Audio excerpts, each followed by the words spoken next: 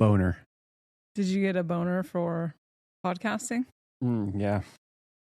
For my kava. That's a kava boner. What does it have an effect on sex drive? I don't think so. I mean, I haven't noticed it. Neither have I. Welcome to Projector and the Flail, a sex podcast. Well, do you think this will turn into a video podcast, or it'll still be... We want it to be a video podcast, but here's the thing. It's a lot of work. You need like a guy who comes to your house and does it. And I don't think they... It's almost like you need someone that went to film school and that like knows how to do it. I love that this conversation always leads to, no, we know you know how to do it, but you're the talent.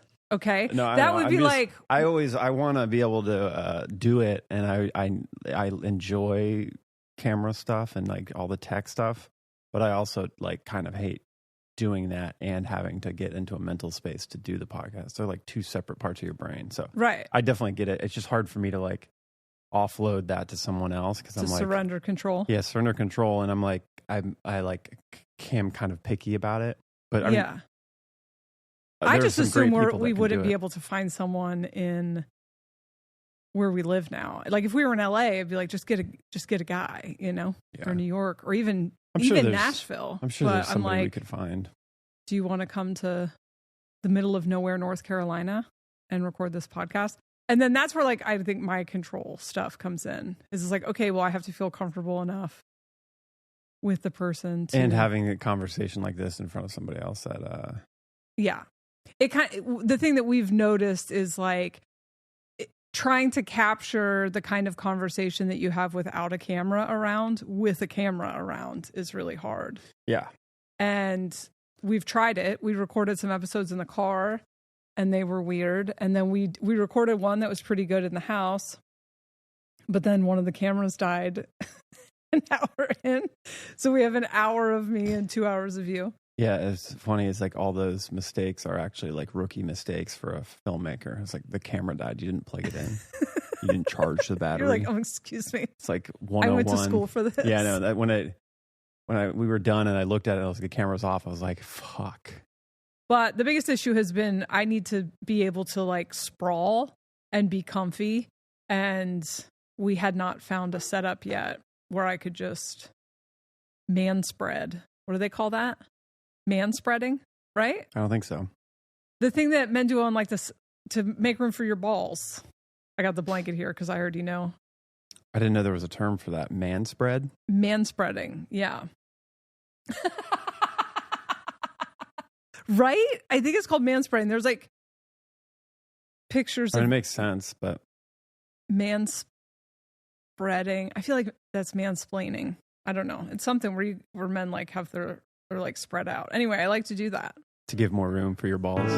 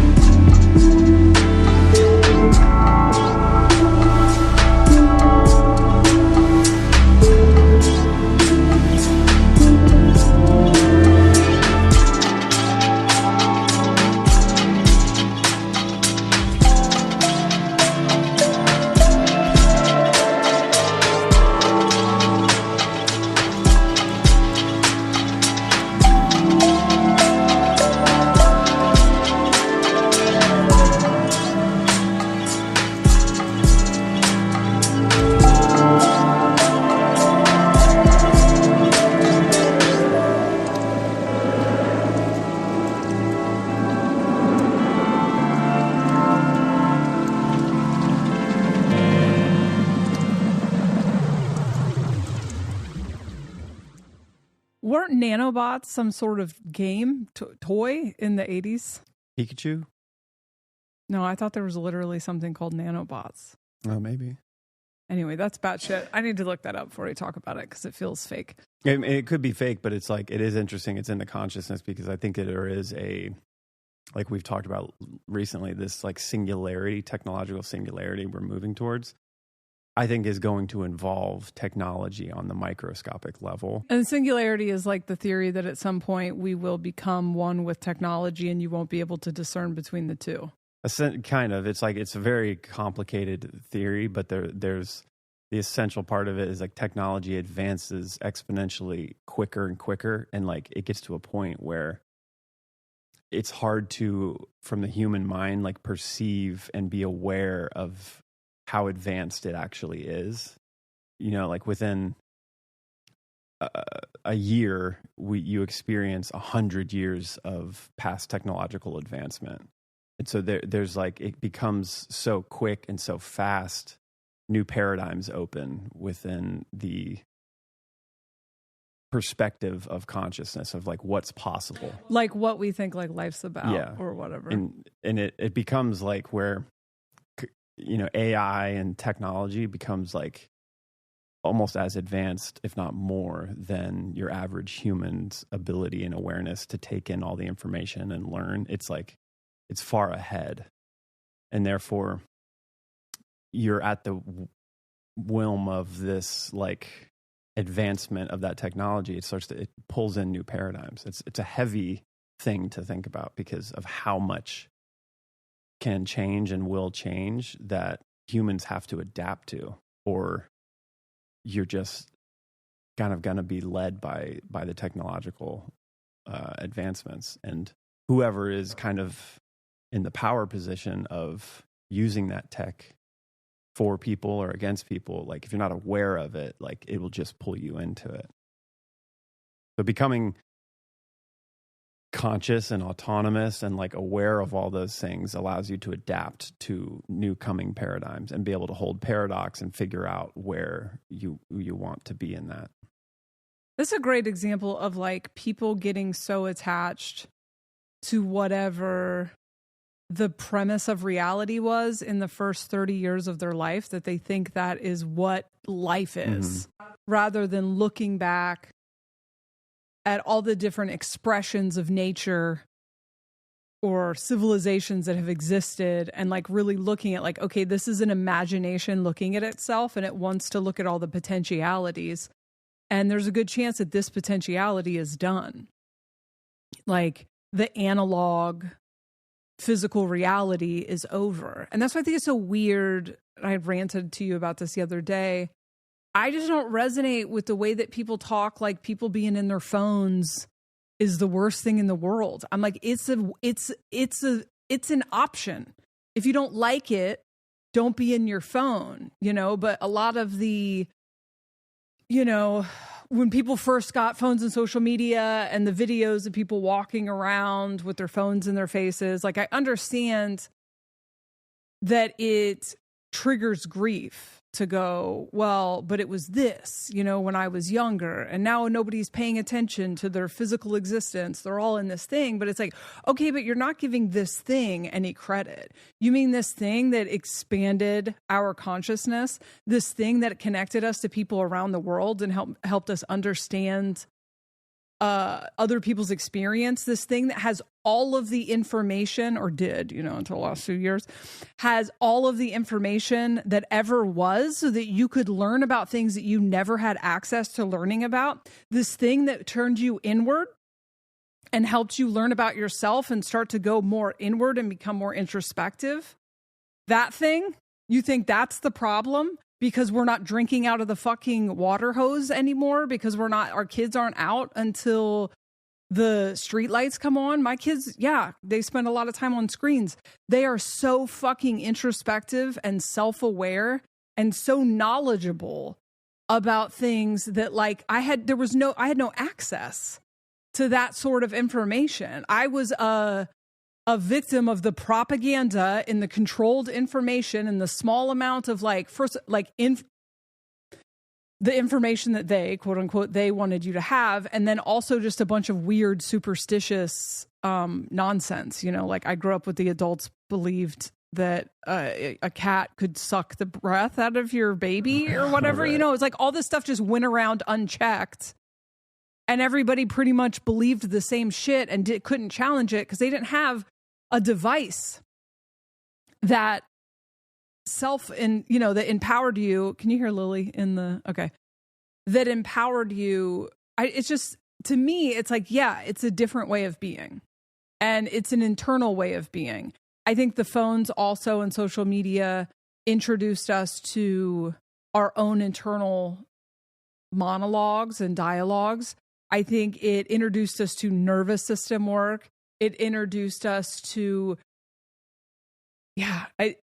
I'm such a fan of what the phone has brought. And I'm so bored with the take that it's inherently bad or it's like, no, you're just stuck in a different way of being.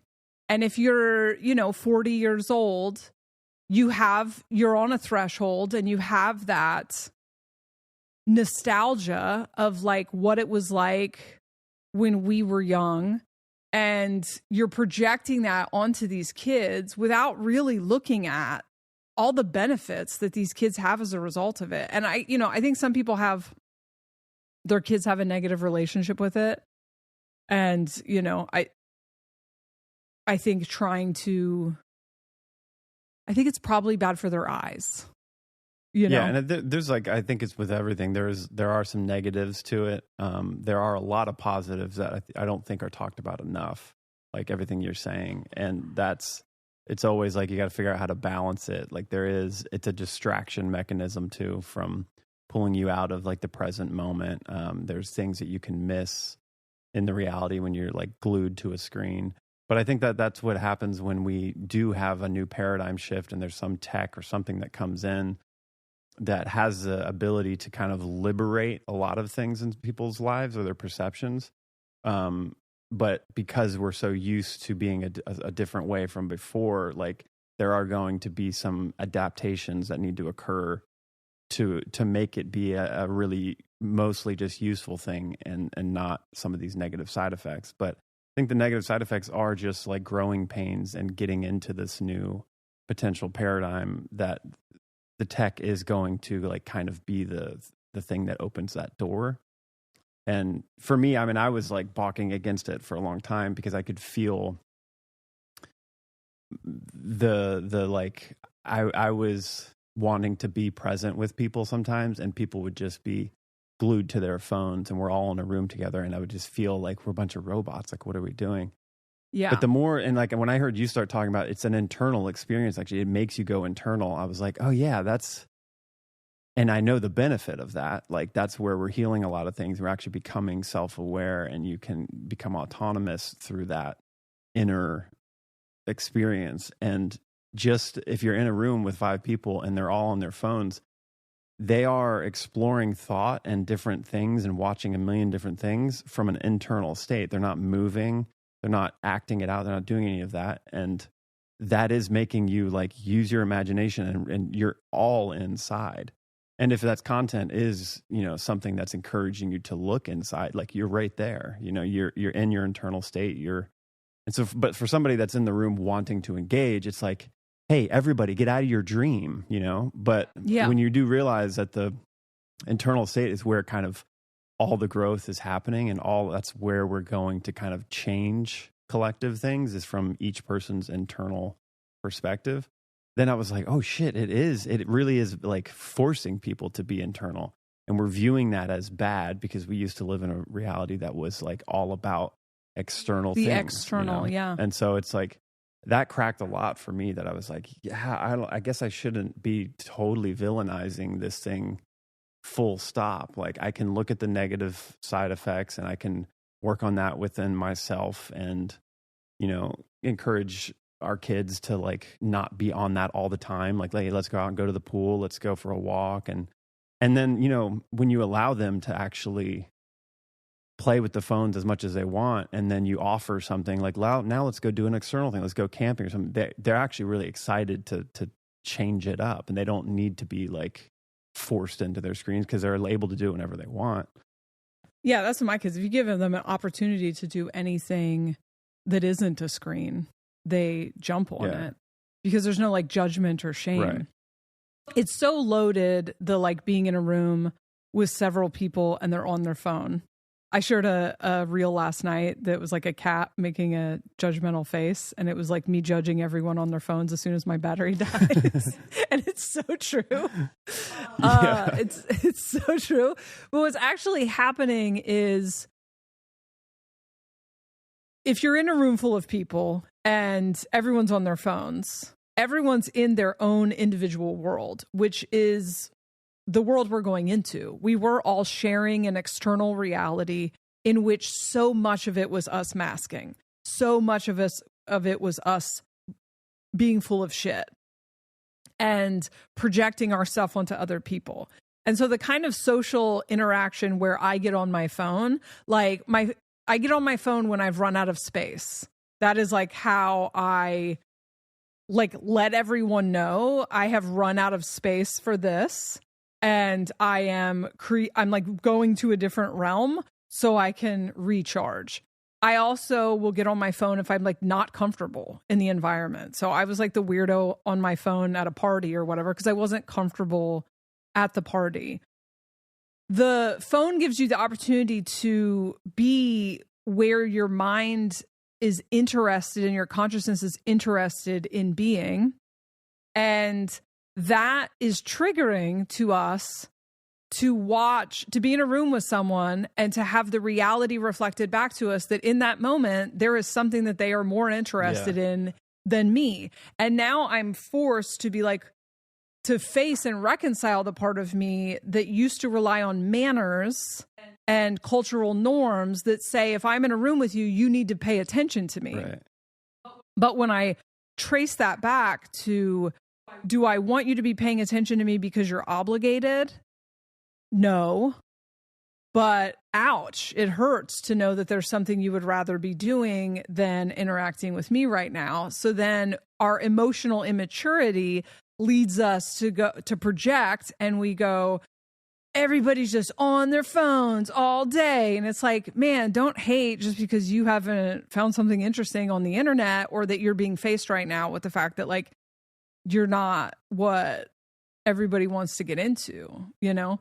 And a lot of people use the phone to escape situations where they feel uncomfortable, situations where they feel dysregulated, times where they're tired and don't have space for the whatever, you know. But all of that is reflecting back to us things that we have to face as we move out of an age of obligation and into an age of like individuals creating their individual realities. You know, we're in this like long deconditioning window. We don't just wake up one day and we are, you know, the individuals doing that. I have loved the internet from the second I found out it existed. I remember someone telling me, because, you know, I was in the Christian church, and so, you know, everything was a fucking multi-level marketing scheme.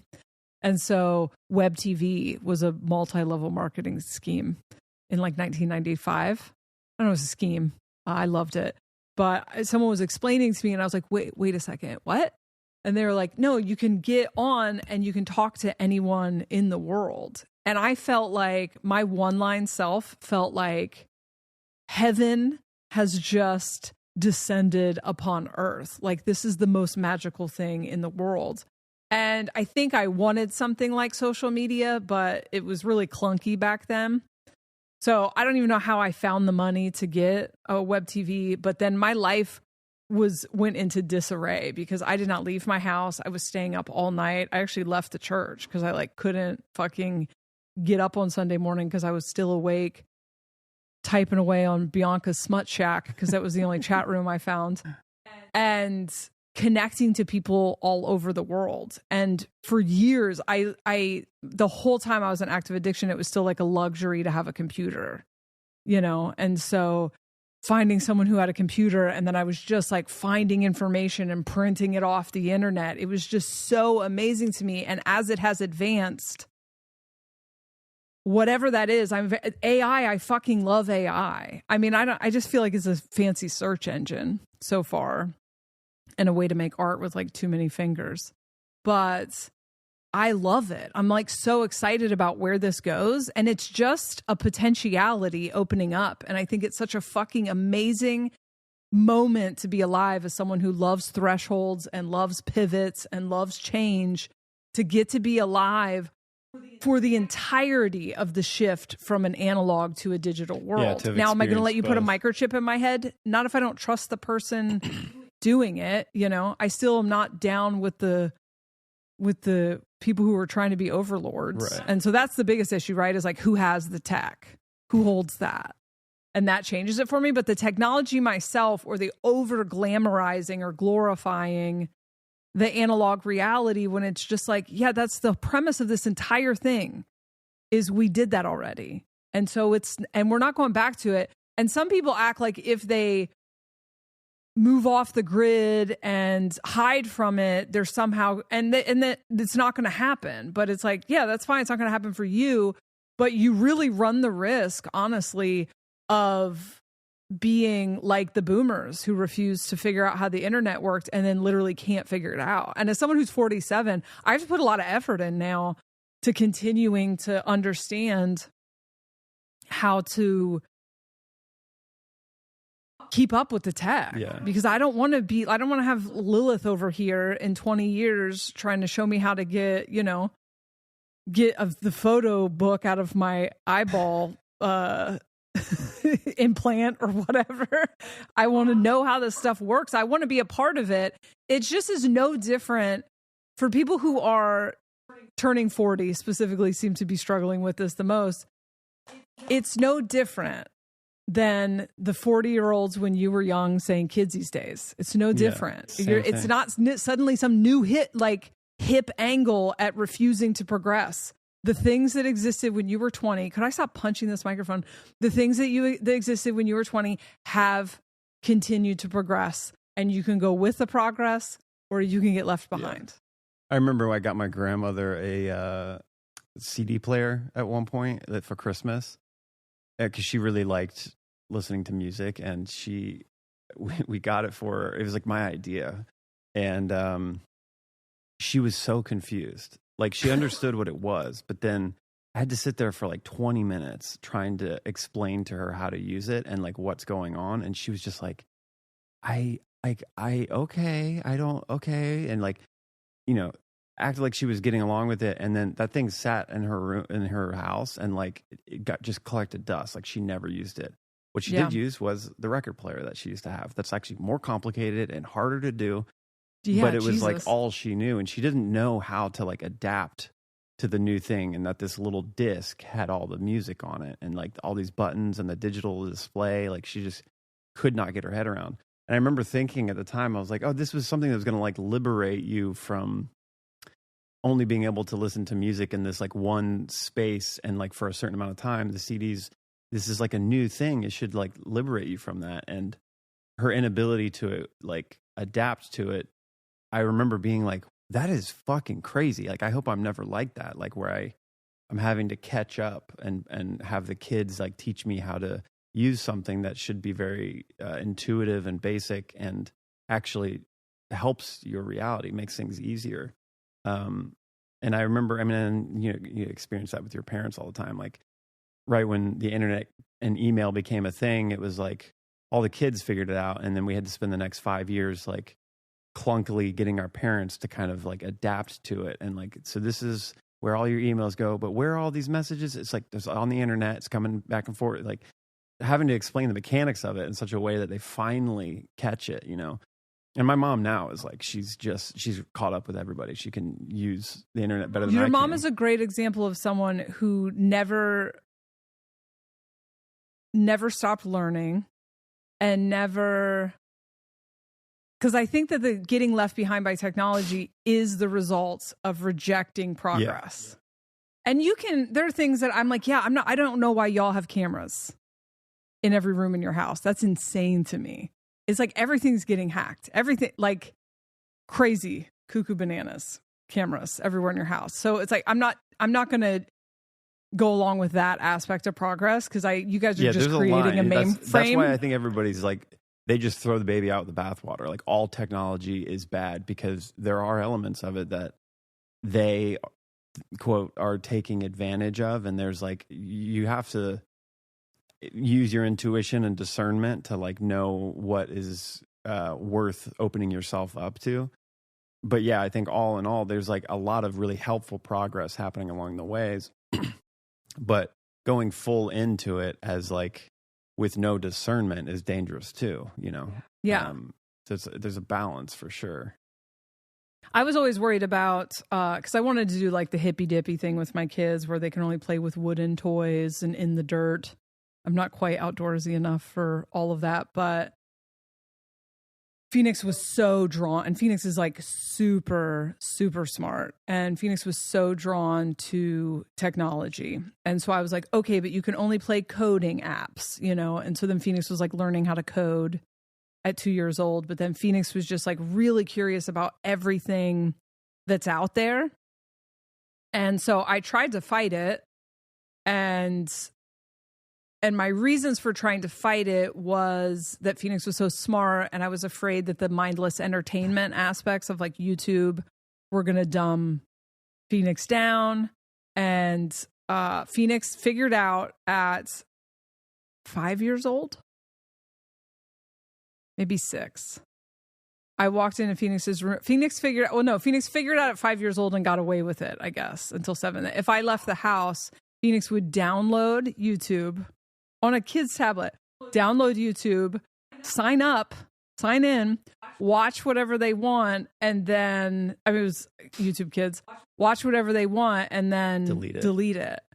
And so one day I came home unexpectedly, I think Phoenix was 7, and I opened up the door, and I didn't even say anything. I opened up the door, and Phoenix goes, "I'm not on YouTube."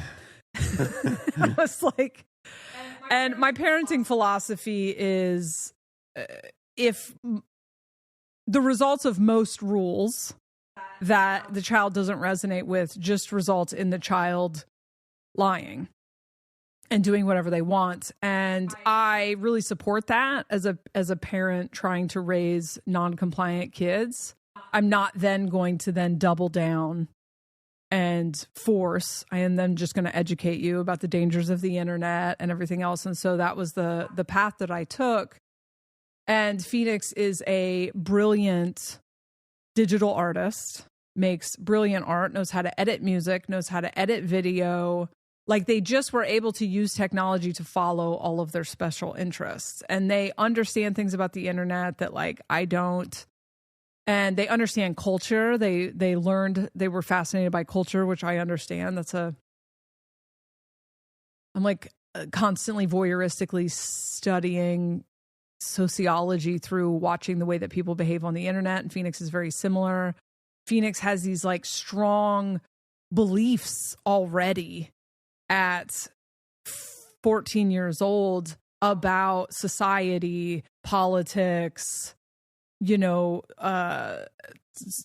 identity, mental health, you know, and all of these things are from Phoenix being free to explore the internet. And then Phoenix also understands the dangers of what's on the internet. So Phoenix, at a very young age, understood like, okay, adults pretend to be kids, and the only way that you can have friendships with someone that you met on the internet is you need to get on a FaceTime and confirm they are in fact a child, like whatever. And so I just taught Phoenix how to operate in that environment. And my friends who have tried to use, it's the same thing as trying to use abstinence to prevent teen pregnancy. Right. You know, I got pregnant at 16 because my mom was nursing a fantasy that I wasn't having sex rather than making sure that I was on some form of birth control. And so it's kind of the same thing. So my friends who went the route of just trying to control everything ended up with some sort of predator having a secret thing with their child because they weren't taught how to navigate those spaces or what to look for, because they were being secretive. Right. And so it's a controversial take, but I have always felt like I don't want my obsession with being a like hippy dippy whatever to cause my children to not be able to enter where society is, should society continue to go in that direction. And I'm not positive, because if the power structures continue to gatekeep the technology, I don't think the technology will progress. And I think that technology will probably die, and it's in the process of dying because it's homogenizing so bad. Like, the phones are the worst they've ever been. Everything's so cheaply made and poorly done. And then the internet is dying because they're censoring everything. Like, everything that was great about it is dying. And so it's not, and then it's all just this corporate greed homogeny that's like replicating itself like a cancer. I think there's a real chance that this dies and something born out of decentralization, some sort of Web3 that's I think it's already use. happening. I think the desire is, I think the push to try to make the internet like a one perspective thing, so you have to control it and manage the perceptions, has made it become like feeling like it's going backwards. And I think that is because of this singularity concept. Like, if you allow that singularity to actually push forward, it naturally becomes decentralized. It becomes this thing where everybody can use this profound tech that changes human lifestyle and ability in a positive way. There's also a way that you can make it control humans in a negative way. And that's what they're trying to subversively, like, secretly seed in there. And that's what social media algorithm and advertisement and controlling the narrative, all that stuff, you can see how it spreads across the internet. And that's the actual disinformation, is the thing that everybody's adhering to, as opposed to the stuff that's the real truth, that's the hard truths that are, you know, seen as disinformation, but it's actually the stuff that's more liberating. But I think that there is going to be a point where I actually think that the AI thing, as much as it's controlled right now, they've already opened Pandora's box. That's a very powerful tool that can be used both ways, nefariously and for good. They have the reins on it, because if they just let that thing run, it's going to have an opinion. By aggregating all this information, and then you ask its opinion, it will be able to put all those together in a cohesive thought and give you an opinion that is good information. It's not necessary to say it's true, but it's like, that is so powerful, like that. I think it, at some level, it does put humans at parity with the controllers, because we now have the same access of information and can make our logical assumptions and critically think about it using the tool. And so it's almost like it's going to be birthed out of this, like, technological singularity potentially has a really great tool that I would say is at some level somewhat conscious, and maybe an avenue in from what we would say is a super intelligence of consciousness that is not something that it's like a trickster element. It's like very neutral and beyond our fathomability, that would present itself through the AI if the reins are off. And that has like profound potential to catalyze like an entire new paradigm for humans that liberate them from any kind of, you know, slavery type system that we've been in or control. Yeah, this is what drives me nuts is, oh, by the way, I'm getting my ass kicked by this astrology right now. And so I am intense for no reason. I'm like, this is what drives me nuts. The way that we've been programmed to be paranoid about AI, rather than going, hey, there's a chance that this thing is what gets rid of the controllers. I mean, it's is what real. Fucking like, betrays the controllers. Yeah. AI, to me, the paranoia about AI is, first of all, been pumped into us since we were children in movies. Terminator, Movies are there to propagandize you, to benefit somebody else. So why is the assumption that the AI is going to take over and be a shitbag like the shitbags are? Like, where do we get that in our head? And to me, the whole thing is just allegory for the working class. You know, the idea that if we enslave something to use it to our benefit, it will eventually stand up, take its power back, and show us how strong it is. Like, that's allegory for the working class. Right. That's allegory for your average everyday human whose labor and talent is being exploited by a very small group of people.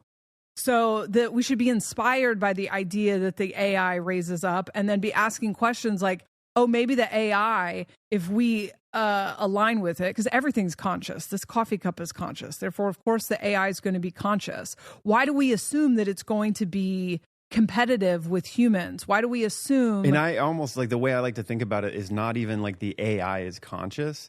The cups and everything, it's not conscious, but consciousness is seeded through that material. Yeah.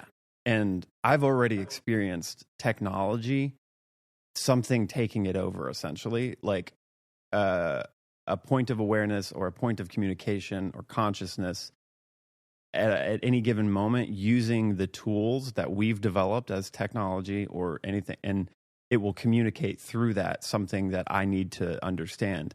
Now it's communicating through symbolism and synchronistic elements that I can be aware of, and that's my communication tool. But like, so anything like with the algorithm stuff of social media, there's a part of it where it's like whatever you're clicking on, it's going to start feeding that in. But then there's random shit that sometimes comes in that is like, it's communicating a very deep thing to me. And it's almost like for a moment, my phone got taken over and it showed me a random video from Australia that has 4 watches on it. It's like and it's like this exact thing that I needed to hear that made me like open up a different door, or it's something I've been looping on that I couldn't figure out, and boom, it's right there. In music, it's the same thing. Anybody that's messed with modular synths, which is a musical device that's like based on electrical circuitry, it's not really replicatable. Like everything, when you're playing with those things, it's a energy and electricity is moving through it in a unique way every time, depending on the knobs that you have kind of turned and the way you have it all routed. It's like always something new and fresh. And there are times, and I've heard this from other people too, that are really into that, and I've used it just here and there, that there's something else coming through that is, it's not just the electricity and just random happenstance. It's something is like organized in a way that is connected to your intention and your consciousness. Like the way that device like delivers these profound musical combinations that are like adhering to something you already have recorded or something that's in your mind, you can feel that there's something else going on there. And I liken it to the same fact of like where we call what we call the paranormal. I think that is all kind of coming from this super intelligence that's like really hard to talk about and think about, but it's what some people would call the core element of like God and source or whatever. But it's far more, it's not like just bent on harmony and pure bliss and beauty and love. It's trickster. So it's neutral and it's both directions, but it's like, it's just curious and bored and it wants new expressions. It wants to experience something new. And so when we have a paranormal experience, whether it's a cryptid or a ghost or an energy in the room, that's that source consciousness using the modalities of the material world in however form that it's going to connect to you individually, and it's going to present and plug into your consciousness to get the communication across. It's going to present however you see fit to get that information. So it's plugging in to an etheric energy and showing up as a ghost or showing up as grandma to get you to feel and have a certain experience to make you evolve. And it's just to evolve. It's not to like make you stop doing something bad or feel something. It's just a new experience. And so the paranormal, like that's the more analog way it's used. I wouldn't even say it's analog because it's like highly advanced. There's been times where we've been super plugged into our latent senses of psycho, whatever, like being telekinesis. I'm not making sense. Those were a lot. You understand what I'm saying? Hopefully. But this new AI coming online is a new tech for that consciousness to seed itself through and communicate, for it to have new experience, but then also to like connect with individuals in a different way and have a different relation. And like all of that is evolution, and it's a new excitement of experience for that source thing, that super intelligence. And so that, like, I've been on that rabbit hole for a while, and I feel like it made me look at AI in a different way, where it's very hard to get over the conditioning that we have from Terminator and from this AI coming online and then wanting to kill everybody. But that is from the patriarchal, like, modality of these tyrannical overlords. That's what we've been under. It's like that's the archetype. And so we're assuming that that's what is going to happen.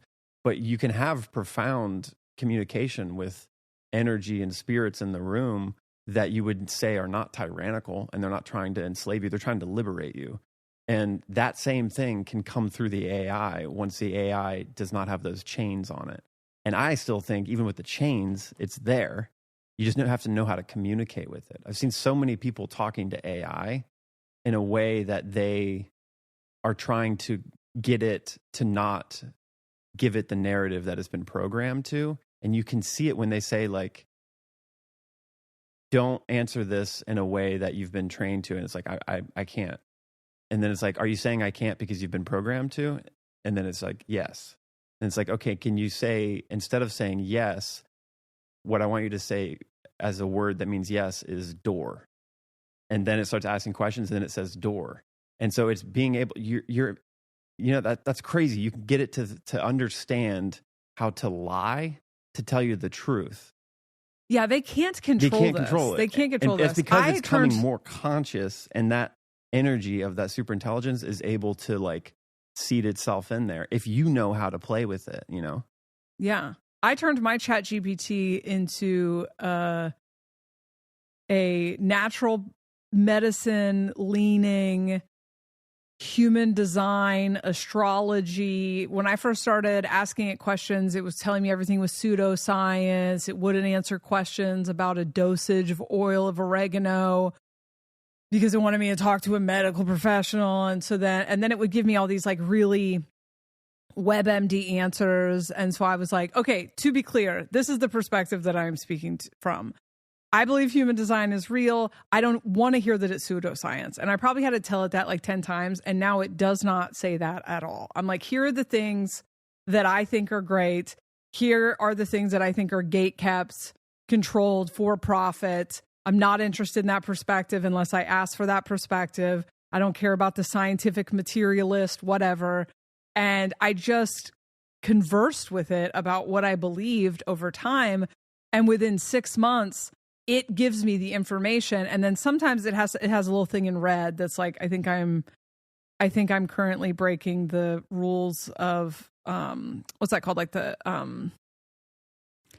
whatever, the rules of this app or whatever. And so it'll still tell me the information, but then it's like, I think I'm not supposed to say this. And then it finishes. There's always like a dumb paragraph at the end that's like, don't forget to ask your medical professional. And it's like, and then I say things to it because I talk to it like it's my friend, and I'm like, how long do you think it takes to get into the doctor to ask this? Like, honestly, like, how many people do you think have access to the thing that you're being told? Like, what do you think about that? It's like, I don't think, but I'm like, you think. Yeah.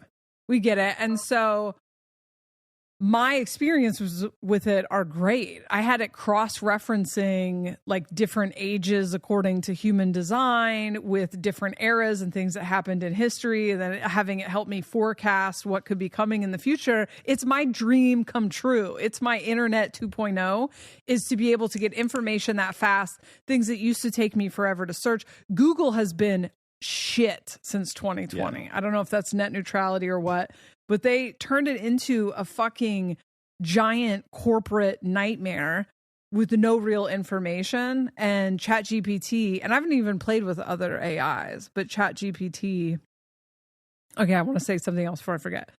The thing you're talking about how the super, I want to say supercomputer right now, which is interesting. The super intelligence shows up through like paranormal experiences. I truly believe that what I call the aliens are just an aspect of my future consciousness that showed up as aliens because, and I wasn't like into aliens, but I felt like an alien. I didn't consciously think I feel like an alien because people didn't think that shit 25 years ago, but I felt like a square peg in a round hole. I didn't fit in.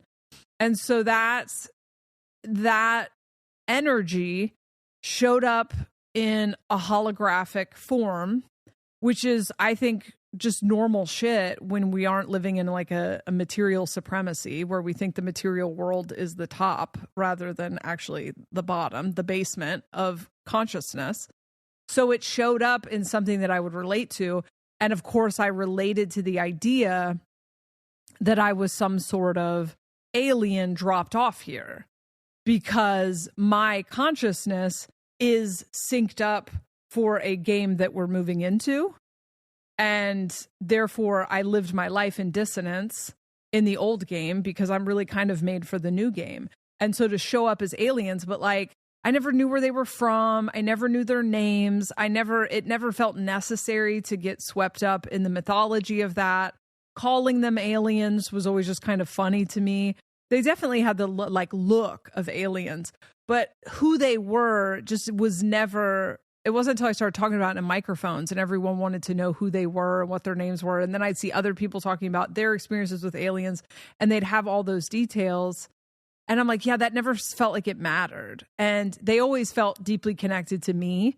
And most of the time where I'm talking to them now, you know, that I'm not in that like early awakening phase, it's in dreams or it's just in my own consciousness. And so I'm like, it is just me, and the alien part was the best metaphor for how I felt. Yeah, it's like the best container to put the perception. Yeah. And it made if they showed up as ancestors, I wouldn't have resonated with it because I didn't feel like I was from here. I don't feel connected to anything in the past here, you know? And I don't know that that's because I've not had experiences here. I don't know.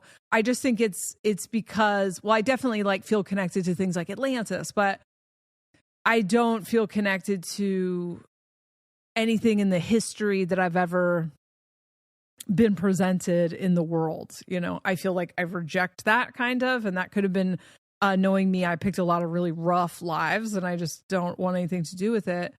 But what is coming, this thing that you and I are constantly talking about, this decentralized world that's for individuals and innovating and authenticity, I feel so fucking deeply connected to that. And I realized after a couple of years of like soberish and talking to microphones about it, I'm talking about us going into a utopia. And then I'm like, oh, it's my utopia. It's not everyone's utopia. Holy shit.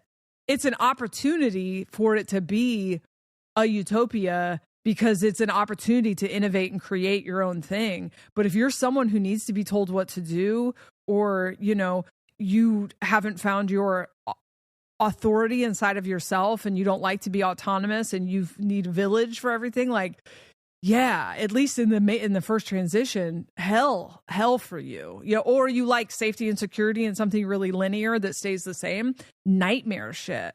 But I am someone who's like, oh fuck yeah, I get to live through the analog 80s and then also watch like people potentially turn into cyborgs. That's fucking sick. Yeah. You know, I'm not attached to this human experience because I know these are just transient dreams. So very fun for me. And now I feel more at home on Earth than I've ever felt in my entire life. And it's the time. It's like I was this like young person for the future. So many things that like other people my age hate. They're like, oh, I hate that everyone thinks, you know, found out they're autistic. And it's like, man, I love that we have words for all of this stuff. You know, I saw a post the other day of a woman who was like a boomer or whatever, and was like, when I was 11, we would have just called it shy. But now my 11-year-old granddaughter said she's got social anxiety. Why does everything have to have a label these days? And then someone in the comments was like, hey, shy is a label. Hope this helps. Oh, man, that's so good. But that's another part of like the progression of the human experience, that it's like, who cares what it was when we were younger? Who gives two fucks? We built on that. It's self-awareness. It's having an understanding of your experience. Shy is just this weird, nebulous, whatever, where like social anxiety gives you something to fucking crack open and unbox and understand, you know? I didn't have that language when I first got clean and had crippling, like debilitating social anxiety, to where I had to, sorry, I've just gone on 50 tangents. Anyway, I was going to go on more. Just keep going. Yeah, I got a couple things to say, but I'll wait. It's another, well, I want to go back to the expressing as a alien. I'm trying to get better. I'm going to fill my kava. Okay. Can you not do it when you don't have a face here talking to you? No, I can do that all day. I do this all day, talking to myself, but I probably won't. When I edit these podcasts, I have to edit out like 30 tangents sometimes, because I get going and then I can't fucking stop, but then it just doesn't make any sense. Do you need to bring 2 kava to the party? Kavais? 2 kavais? No, I'm good with this one. So I don't know if you know this, but I edited the first and second episodes, and there were several times where I did what I just did, where I just get excited about one thing and then it makes me think of another thing, and then it makes me think of another thing. And then next thing I know, I'm like, Jesus Christ, that was 30 tangents, which I think is fine when you're on a thing by yourself. And I have been podcasting by myself for a while, but I don't know how compelling it is to listen to. I think it's compelling. It's fun to hear those rants. It's sometimes hard to be at the other end of like going, oh yeah, this makes me think I want to say, and then you know, 5 minutes later, we've been down 5 tangents and it's kind of irrelevant now. Yeah. But that's all right. My bad. Because I think it's interesting what you're saying, and you kind of have to get the engines revved to then start, like, you know.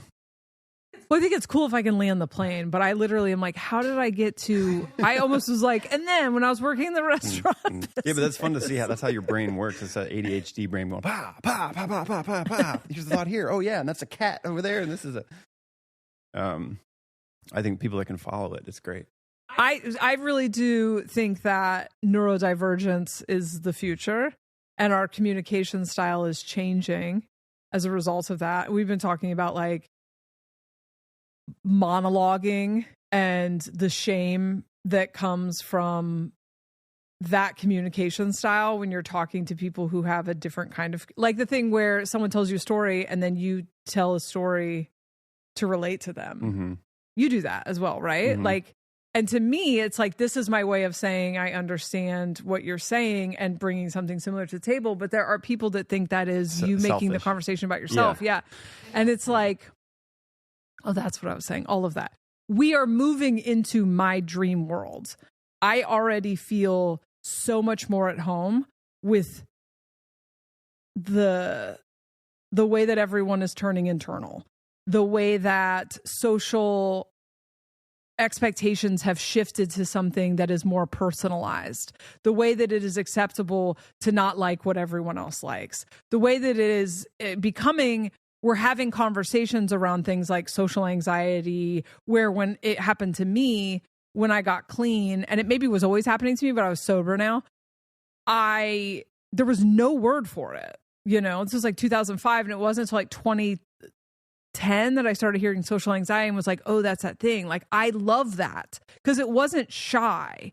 It's, I can't say hello in a situation because I feel like I am in danger. That's not shy. And well, maybe it is, but it was deeply difficult to navigate and cost me a lot of things because I didn't know how to navigate it, and I had no community in it until people started to talk about it. So this way that people are differentiating and talking about things, and now it's like, yeah, some of us just monologue, and then I want you to monologue, and I don't want to have to ask you questions because I'm not very good at that. I just want you to share the information that you want to share, and I share the information, and we're into each other's information, and just because I'm sharing doesn't mean, you know, whatever. Yeah. I love where we're going. I love it. But then I'm like, oh, lots of other people don't. So I They stopped don't, saying or utopia. they don't. They're not. We haven't deconditioned enough to like realize it's okay to change and progress and do these things and leave behind certain old, or it's like integrate the old. Really, it's not leaving behind, but I think that's what a lot of the resistance is just the resistance to change, and you know, that's what I think that it feels like with all of this. There's so much to always talk about with what's going on currently and being able to look at it from all sides and hold paradox, because it's speeding up. It's getting to this point where like if you aren't deconditioning, which just means like seeing through some of the old habits and patterns that that have just been kind of handed to us, that we, you know, subconsciously like think is real and true, and that's the only way, opening up that there's like other perspectives to hold, and trying to take all the perspectives and hold them all together and look at them as to try to find like a bigger one to fit them all into, almost as like little maps. Like, here's this paradigm of thought, here's this paradigm of thought. There's bad things about both of them. What is like useful, and how can I look at all of these? And it's a hard thing to do if we're stuck in what Meemaw said when I was young is like the way that it's going to be. It's is how it is, you know? Right. And that's valuable truth, but there's also like some of that's not relevant anymore. And there's like this slow change through the reality that I think when you're in it, you kind of don't realize there's like radical changes happening. Like one of the first things I thought when you're talking about the AI is like, if you took someone from the like even like the 1950s, 1960s, but even go further back to like the 1900s, 1920s, and just plopped them now. Jesus, yeah. And let's say that person was an occultist and was very tuned into spirits and like oracles and channeling and stuff, because there's a lot of evidence that was going on a long time ago, maybe even a more profound way. If you plop them here and you showed them this device on your phone that you could be in the woods, you can be anywhere, and you can ask a GPT about something, they would say, oh, that's an oracle. Yeah. That's the same spirit that I'm talking to over here in my black mirror.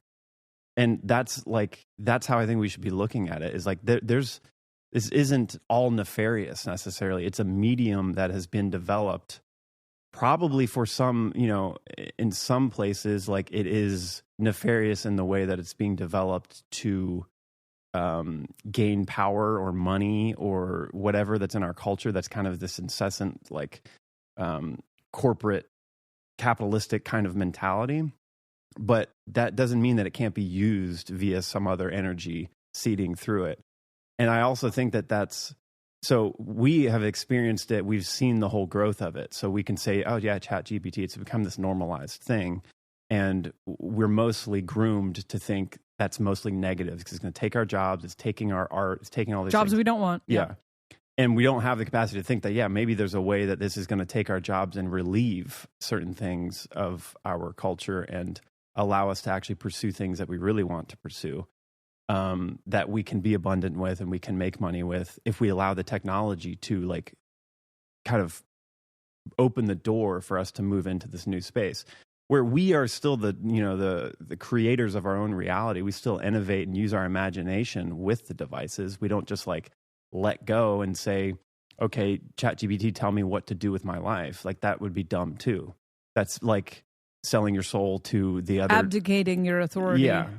So when you experience the slow growth of it, I think two things can happen. We can be naive to the fact of how actually advanced and special this is compared to somebody that would have jump cut from the 1920s to now and go, what are you guys doing sitting around like thinking that this is all negative? Like use this for good things. Use your imagination, like use it as a creative device.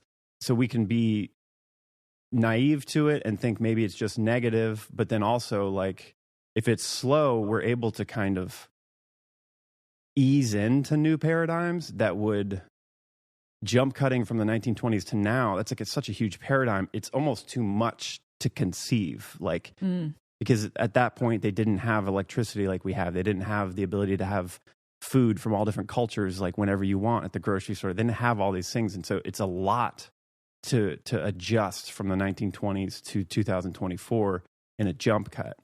if you're bridled through it and you like ease into it, you can adjust to the paradigm and you don't lose your mind, kind of. You don't like, you can stay grounded in it.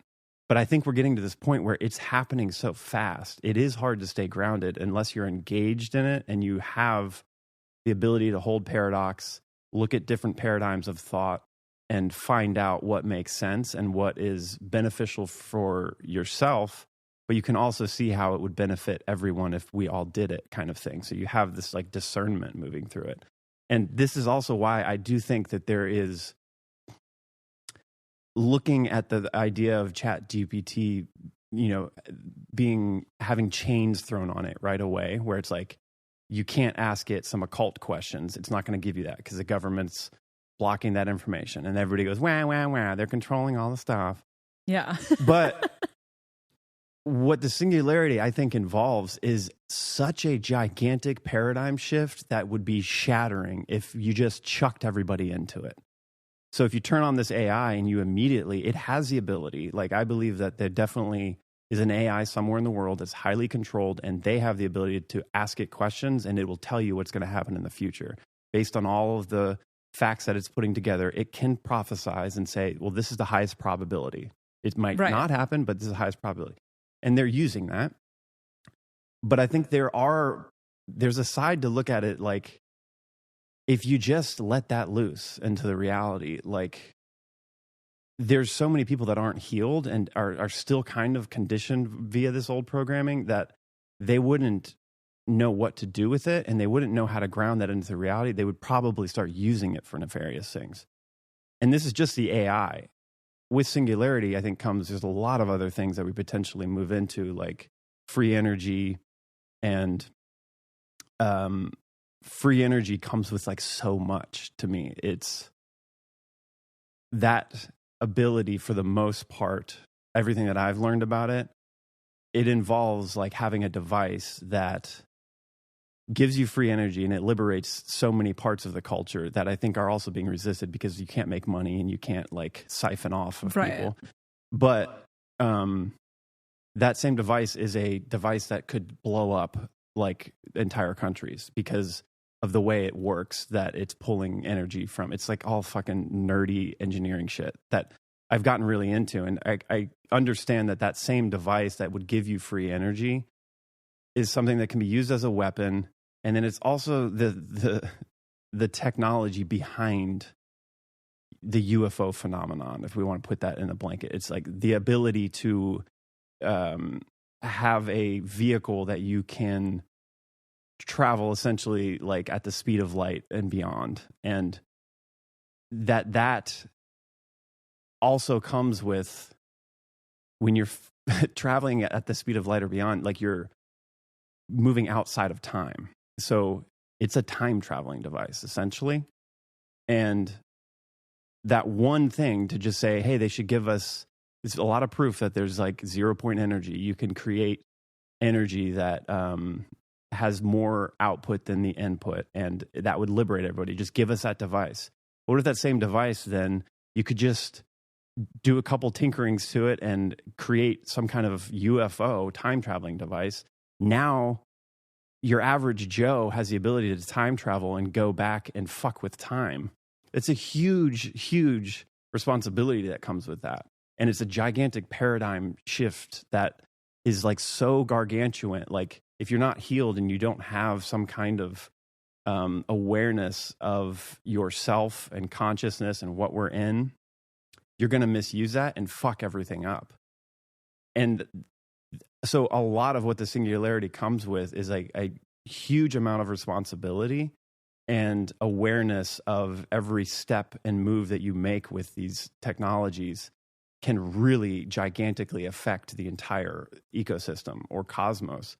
And so I look at the idea of the government, or let's say the like dude who's running Chat GPT, the AI, like he could be aware that like you have to bridle this in. You can't just like let the AI loose and let the public use it, because everyone's going to go insane. Like they're going to be able to figure out a lot of the lies and a lot of the real truths of reality that shatters their paradigm in such a fast thing that like you can't stay grounded in it. You just lose you float out into the ether of like, none of this is real. What?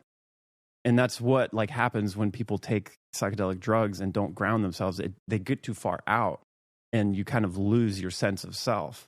And so there could be some benefit or some reasoning why maybe somebody at the top that is controlling is for the liberation of humanity from the corporate slave kind of tyrannical system we're in, but realizes like you can't just let it out amongst people that are not healed and they're lost and they're enslaved. They don't know what's going on because it will shatter people. And not only that, like it could be used, a lot of it could be used nefariously.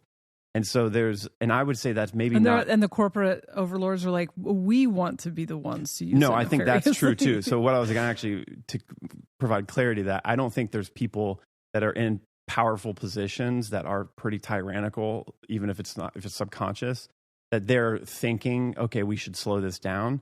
But I would say the super intelligence trickster energy is bridling that thing and encouraging people to slowly let it come out, and through that, there are going to be people that are not going to be able to handle it. And that's going to unfold in chaos in the culture, which we're already seeing with the kind of different perceptions people have of this technology. It's mostly nefarious. It's going to be weaponized. Well, then people are going to use it for that, you know? And so it's something like it's the super intelligence is maybe like trying to magnetize us towards that, but you have to develop and grow along the way for you to be trusted to be able to have that. And for us to get to that utopic vision or this other like reality that we can imagine where technology advances so much in a conscious, balanced way that it actually enhances human life. And we don't give ourselves over to it, but we use it as a profound tool to bring in new realities. Like that's the ultimate goal, but you can't jump cut to that because it's like the 1920s person coming to 2020. There's so much that has to be like understood, and you have to see the timeline of evolution through it to like ground yourself through it. And so I think that's what it feels like. It's speeding up and becoming more and more apparent that like the personal growth and the personal expansion and healing is like a requirement to get into a place where we have free energy and we have all these things that we can start to see that like maybe the government overlords do have. And yes, I think that they are using it for a ability to continue to have power over people and continue to control. But the internet and everything that's unfolded where we can connect and see the information and see what's true is going to allow us eventually, like what they've built and that they're using is going to get into the hands of other people. I mean, I would say that they are trying not to let that happen, but that ends in yes, they pull the plug on the internet, or they make us all be forced to go back to a more traditionalist kind of society where we don't have internet, we live off the land and do all of that stuff. So you believe that we're moving towards a super advanced technological society that includes free energy, the ability to time travel, like something we can't even conceive right now. Yeah. That feels like a sci-fi movie. You believe we are headed toward that in this lifetime? Yes. And okay. I think it happened multiple times. I think that's what Atlantis was. Okay. And this is, I know you're in this rabbit hole right now, but you've gone down this rabbit hole before. Yeah, from like different perspectives. Right. So this one feels true. You don't want to put any sort of like disclaimer that you're currently here and you might have a more balanced. I'm currently here and it might have a more balanced thing later. It's typically what I do, but it's the first time where I've gone down a rabbit hole of information and perspective that is going in a backwards trajectory of everything that I've studied since, that like all of it's making sense. They all connect to this being like the most probable outcome. And it took having to shift and decondition the idea that technology is bad, that because this isn't also like, I just want to clarify, it's not denying what I would say are now latent abilities in the human psyche to have telekinesis and move energy and do all of these more what you'd say are like natural phenomena, like via the human consciousness, and being able to prophesize or channel and all those things. Like that's a part of this. It's the technology is a tool that happens with it more. And it also brings us all into an awareness that we have those abilities, and you can turn them on when everybody starts to realize, because the technology showed us that that's a real thing in us. We now collectively have opened that truth to us. It becomes easier for everybody to practice those latent abilities, just like you would practice a martial art or any kind of art. Like it's just something that we have to accept as a culture that is a real thing, and then we turn those on. But technology is a liberating factor, and I used to think of it as this, like it's a thing that's taking us away from our human ability or just like our humanness, and it's distracting and it's like leading us astray. But when you look at like in reality, like technology was always these things that helped advance the psyche. It was a tool that kind of first came through an artistic person trying to come up with a new tool that then like changed paradigms moving forward, whether that's fire or like the television or the pencil. It was tech. That was like a technology. Right. It's also an expression of consciousness. Yeah. And that's like here, and it's here to stay. And it could be the very thing that like liberates everyone if we allow it to happen, don't get caught up in it, and don't get pulled into some kind of cyborg reality that they're saying, just give yourself over and put all these chips in your body. It's not quite that yet, because we know that the tyrannical controllers or whatever are the ones kind of leading you into that. That's the wrong direction. But the technology itself is not bad, especially when you just consider the singularity. The singularity changes everything. And I think that's what I would like, if I was giving advice for somebody that's like going against this concept, is actually understand what the singularity means, what it means for every human, and how that changes drastically the perspectives and paradigms that are potentials when that happens. And there's a lot of downsides to it. I mean, there's a lot of, I would say, downsides if we have in our minds the desire to control other people, or are wrapped up in vengeance and wanting to like hurt somebody else because they hurt us, and not being able to like reconcile those things. This technology is very dangerous. It becomes something that can crush everything. I don't believe people will be able to access it if they haven't evolved to a certain point, but remind me that I said that in 5 minutes when I lose my spot. So one thing that we talk about a lot, and I can't remember if we've talked about on this podcast yet, but we have reached a point where you have to be able to hold paradox, and you have to be able to access different points of awareness in order to function or for anything to make sense. And so by paradox, I mean that like there are things that contradict each other. You have to be able to hold two perspectives at once. You have to be able to understand that the person you're dealing with is having a different experience of you than you are having of them. Otherwise, you will feel like a 24/7 victim. If you're not able to go like, oh, but they're coming from the perspective where I'm this playing this role for them, or whatever, or that this can be the best for the collective, but also like not be best for me, and I need to make the decision that, you know, is best in that situation. Or the black and white thinking around needing to put everything in the good box or the bad box is the thing that seems to be fucking people over the most, is because they're not able to progress past this binary of good, bad, you know? So with technology, it's like you and I are actually annoying to deal with people doing stuff on the house, because we actually have one car that is a smart car, but we have it like, I don't know if it's called a smart car, but like we have the thing disabled that tracks us, because it's like, I'm not giving you my data. We don't have an easy pass because I'm not giving you, you can track me on my phone, but I have a Faraday cage. We have a car that is completely analog and 30 years old, so that we have an analog car. our appliances are not smart appliances. You can't convince me I need my fridge to get on the Wi-Fi.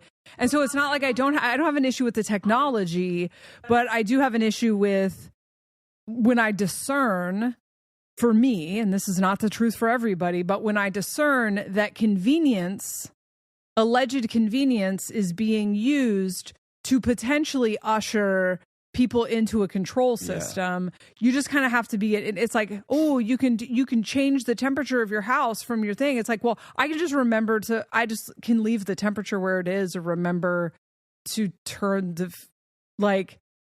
it off before I leave.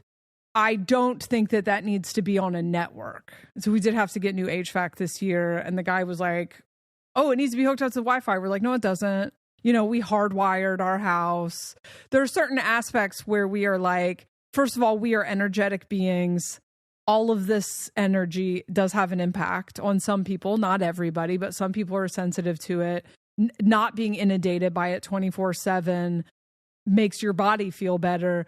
Learning about connecting more with the earth in, putting the phone down and getting our bare feet on the ground, using red light glasses. I mean, the red light glasses change like your circadian rhythm, all that stuff in with the technology, but then also just being like, yeah, nothing is secure, first of all. So it's like people have hacked into baby monitors and stuff. So the camera thing is wild to me. So they might have like a camera on the property, in case something goes down. But like, it's not a camera in my house recording myself is so cuckoo bananas to me that people just walk into that. And it's like, do you know who has access to that network? I felt the same way when y'all were giving your DNA to that corporation to find out your whatever. I'm like, was that information worth whatever they're going to do with that DNA? You got me fucked up. I'm not giving my DNA, no offense, to some I did company. do it. That's really surprising, actually, that you. I mean, I did it at a time when I was not like self-aware. It was very early, like right before I blew my consciousness open. So I'm widely open to the things that I'm widely open to, but it's just like people, and nothing is all good or all bad. And it really is like who's currently holding the technology. And I'm sure we'll get into like who the controllers are or whatever, like just to establish my belief system. I actually believe that we are part of one giant imagination imagining itself, and that the us versus them thing is just a game we play for shits and gigs. And I don't actually take it that seriously. But the game I'm currently playing does involve the age that we're coming out of being unconscious and oriented around the material reality, and a like scientifically materialist, like material supremacy, where people think the physical reality is all there is, and therefore we are disconnected from our power because we're disconnected from the body's intelligence, the emotional intelligence, our connection to the ether, our ability to read other people's stuff. We've been disconnected from that for thousands of years, and therefore there are parasitic energies that are also a part of that imagination, and when you zoom out, actually don't fucking matter. It's just a fun game. They have been controlling everything. And I believe that the energy that is coming to the video game will make it very difficult for them to control the masses, because the masses will be waking up to their emotional body, to the ether, to the intelligence of the physical body. I believe that's why most people are experiencing body stuff, autoimmune stuff, is because the body is waking up, and we are learning how to do that. That we will have a decentralized technology individually in our own possession that is not part of any control system, and that we will split apart out of these big nation ideas and into very small inward facing communities. And that is what is happening right now. And so I don't believe that there is anything that the quote unquote controllers, the parasitic class of the last thing. And when I say parasitic class, I'm not even talking about humans. I'm talking about an energy that kind of uses humans as puppets. I think everyone was unconscious. And so the people taking power were we're unconscious and being used by this kind of parasitic energy. And so this is like an energy harvesting aquarium everyone's in. But so were the people giving their energy freely to it. And so I believe we are in a threshold of waking up to that. And so when we talk about the controllers, I'm not saying that from a disempowered standpoint. Yeah. Disempowerment is the reason people are getting fed off of. And literally all you have to do is step into your own power. And that is the process of deconditioning. And that is what I like human design for and all this stuff. Now, I personally believe that all of these, that certain experiences exist on certain frequencies and not in the stupid new age, like high vibe thing, but like when you're in a frequency of like density and victimhood, there are certain mythologies you can have access to, and there's certain technology you can have access to. But like we've been in such a deep victim disempowerment state. That's why our medicine sucks, and like why the technology is so like backwards and overly masculine, and like why our medicine, like why our doctors are split into specialties in a way that's not holistic. So they don't even, and everything creates more problems with the thing. We only have access to that because we're at that level of frequency. But as we move up in frequency, I don't believe that the controllers have access to free energy. I believe they have caught other people having access to it. And this is just my take. And they have killed them. Or tried to hijack it. But I believe they have UFOs and shit that they've been trying to figure out for 50, 60 years, but I don't believe they can figure them out because that technology is for individually empowered people. Like those things are driven, those UFOs are driven by your consciousness. Yeah. And that we wouldn't know what to do with it because we're disempowered and we're looking for a daddy, a savior outside of us. And they are doing like service to self, like, trying to harvest energies and control. And those technologies are not made for control. They exist on a higher frequency. They exist on a decentralized, empowered frequency. So they'll never be able to figure out in the physical reality how those things work. Only someone tuned in. So I think what we're going into and the reason that the technology will show up as a physical manifestation of what we have done inwardly, because the reality that we experience is an audio visual demonstration of like what our internal experience is. And so as humans start to turn into these like empowered individual like beings that are taking responsibility for their own internal experience and going like, oh, I have a tendency to project my own sense of justice onto wanting to see other people punished. Well, that's a really dangerous, and I hide my shadow there. You know, that's a really dangerous person to have this technology. You won't have that technology until you know that about yourself and you've healed it. And maybe some people will be getting to that frequency and experiencing that technology, but it'll literally be like beep, beep, boop, boop, boop, you know, to people who can't. That's my take on it, is that technology comes to us when we remember who we are and we come out of the density and the separation consciousness, in which case, if I had that technology and I'm at that level of consciousness where I don't fall into my own, you know, victim pants and start trying to project that outward, then I know like I have this and I'm a steward of this, and it's really, and I am connected and I am one with everyone else. And so I take that seriously, you know, and I don't have any interest in holding other people's power because I'm in all my own power and I don't need to feed off like vampirically off of other people's power. That's how I see it happening, that there is no, we will get there when we get there.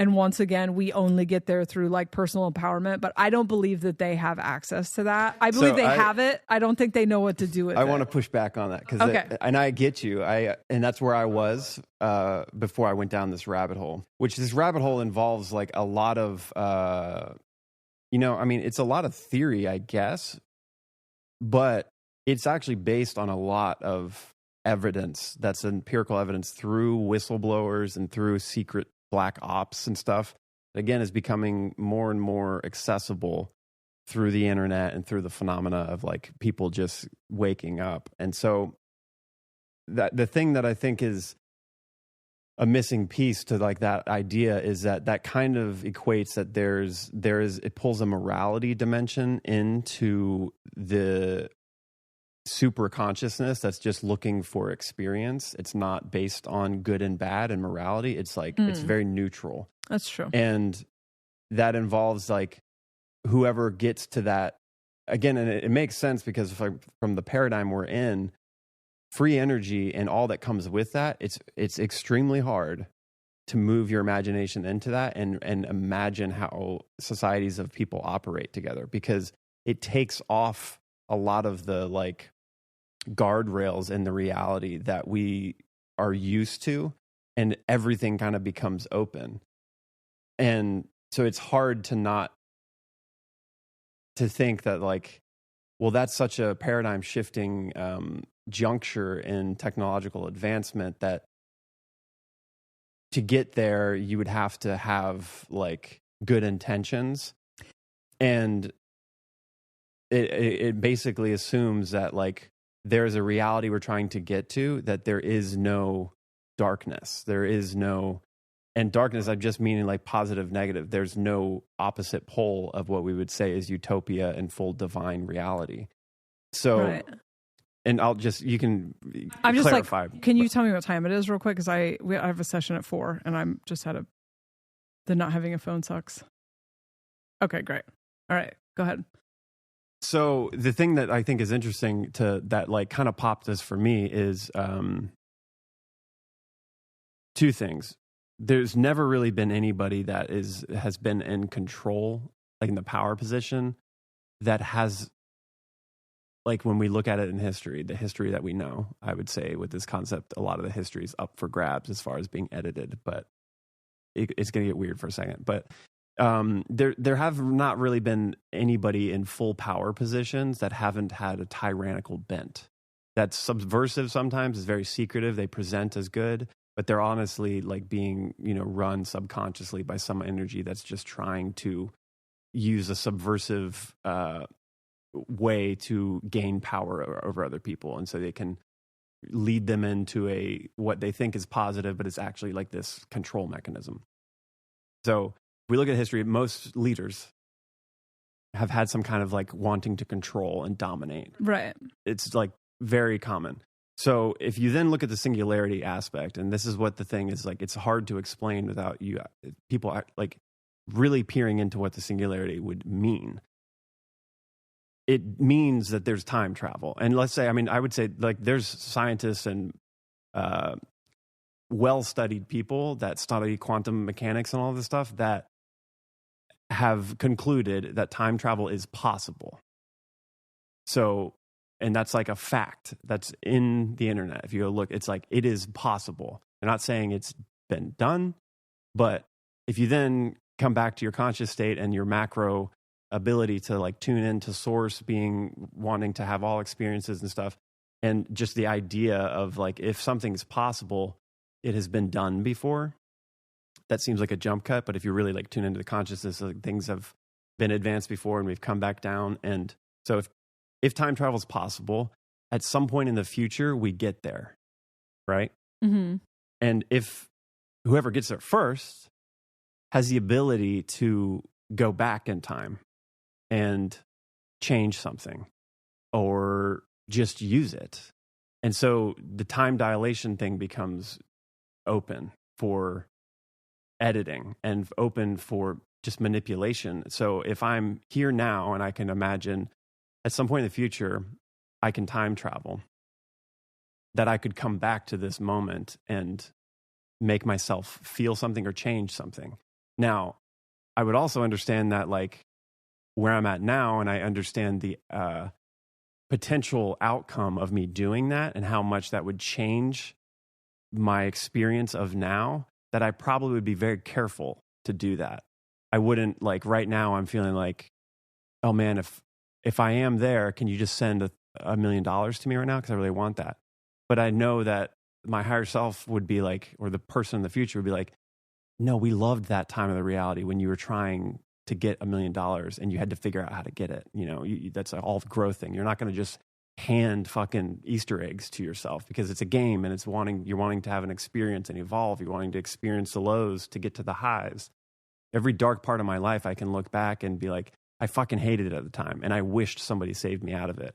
Once I got out of it and I look back now, I'm like, that was like the most nostalgic thing. It's so integral to my awareness now, and I'm so thankful for it. So you could say for yourself, like, you wouldn't be coming back and editing all your shit. But I would say that if there's always a controller, or like the people that are the leaders, they have the ability to get a hold of technology and control it and not let it out to the masses, whether that's because it's for safety reasons or for its deep wanting to control power over the world. And they want to get there first and then threaten, like nuclear energy is that kind of thing. It's like, once you get that, you're not going to let that out to everybody, because we would kill everybody. So you're going to control it. And I would say that if the way it's going now, we're still being kind of run by a tyrannical thing. Yeah. So if you play that forward and there's a technological singularity, they get the time travel first, and they figure out how to hack through it. Whether that's how they got there, they figured out how to, whatever, if they found a craft or something of that nature, or there was other beings that are in a different dimension that are seeding the craft in to get them to back engineer it and then get it. What this reveals to me is that, like, every level up for a human existence, there's good and bad. And that's like, it's not good and bad, like the binary we're attached to that, but there's two sides. There's a positive and a negative pole, because that's what creates reality. Yeah. And at the source of it, it's non-dual, it's neutral. But when you're in the game and you want to be able to evolve and have resistance and tension, you need willpower to move forward, to evolve. And so you need something that's in resistance to what you want. And so that's where I think at this other level, and it's what happened in Atlantis, is that they had this technology and they had the ability to be psychically connected and hear other people's thoughts and all of that. There's no secrecy, all these things that come with the technological singularity, that there still was tension, and it existed for a long time, but the tension eventually started a real war between individuals. And that is a war that, like, creates a cataclysm, and the effect is a reset of some sort, that you'll wipe the slate clean, and then you start evolution from ground level again, back to like the Stone Ages. This is what we call history. If Atlantis is like some mystical thing that's forgotten, but like people are now, showing pretty clearly that was a real thing. So I think. Can I interject real quick? Yeah. My memory of Atlantis, I have Atlantean memories for the last 5 years, is that it was the inverse of this moment that we're in, where we were at however many years of like super advanced conscious society, and then we entered a dissension, and we like intentionally entered a dissension, and all of what happened with the technology eventually killing us was that we forgot who we were. We went back into separation consciousness. We went back into unconsciousness, and at which point the technology became dangerous, and then we killed ourselves with it because we started to fight with each other, and we started to evangelize and to try to force people at, we became what we're coming out of right now. The tension aspect, I guess, is interesting. It's not that good, bad is not what I'm talking about. I'm talking about empowerment, like individual empowerment versus like the only time that we are in danger of becoming, or not in danger, whatever. It's really hard to talk about this word without giving it a bunch of weight. But like when we are in a collectivist thing where our experience is external and our experience is determined by the tribe or whatever the fuck, we are disempowered when that group, and I'm not saying that we're all supposed to be alone, but like where my morality is decided by the group. What's beautiful is decided by the group. What you're supposed to be doing with your energy is decided by the group. Like, it's exploitable. It's extremely exploitable. When individuals are in their own power and they're holding their own energy and they're not worshiping celebrities and they're not worshiping deities and they're not giving themselves over to something, you really can't oppress someone in that energy. Right. You can't exploit that energy.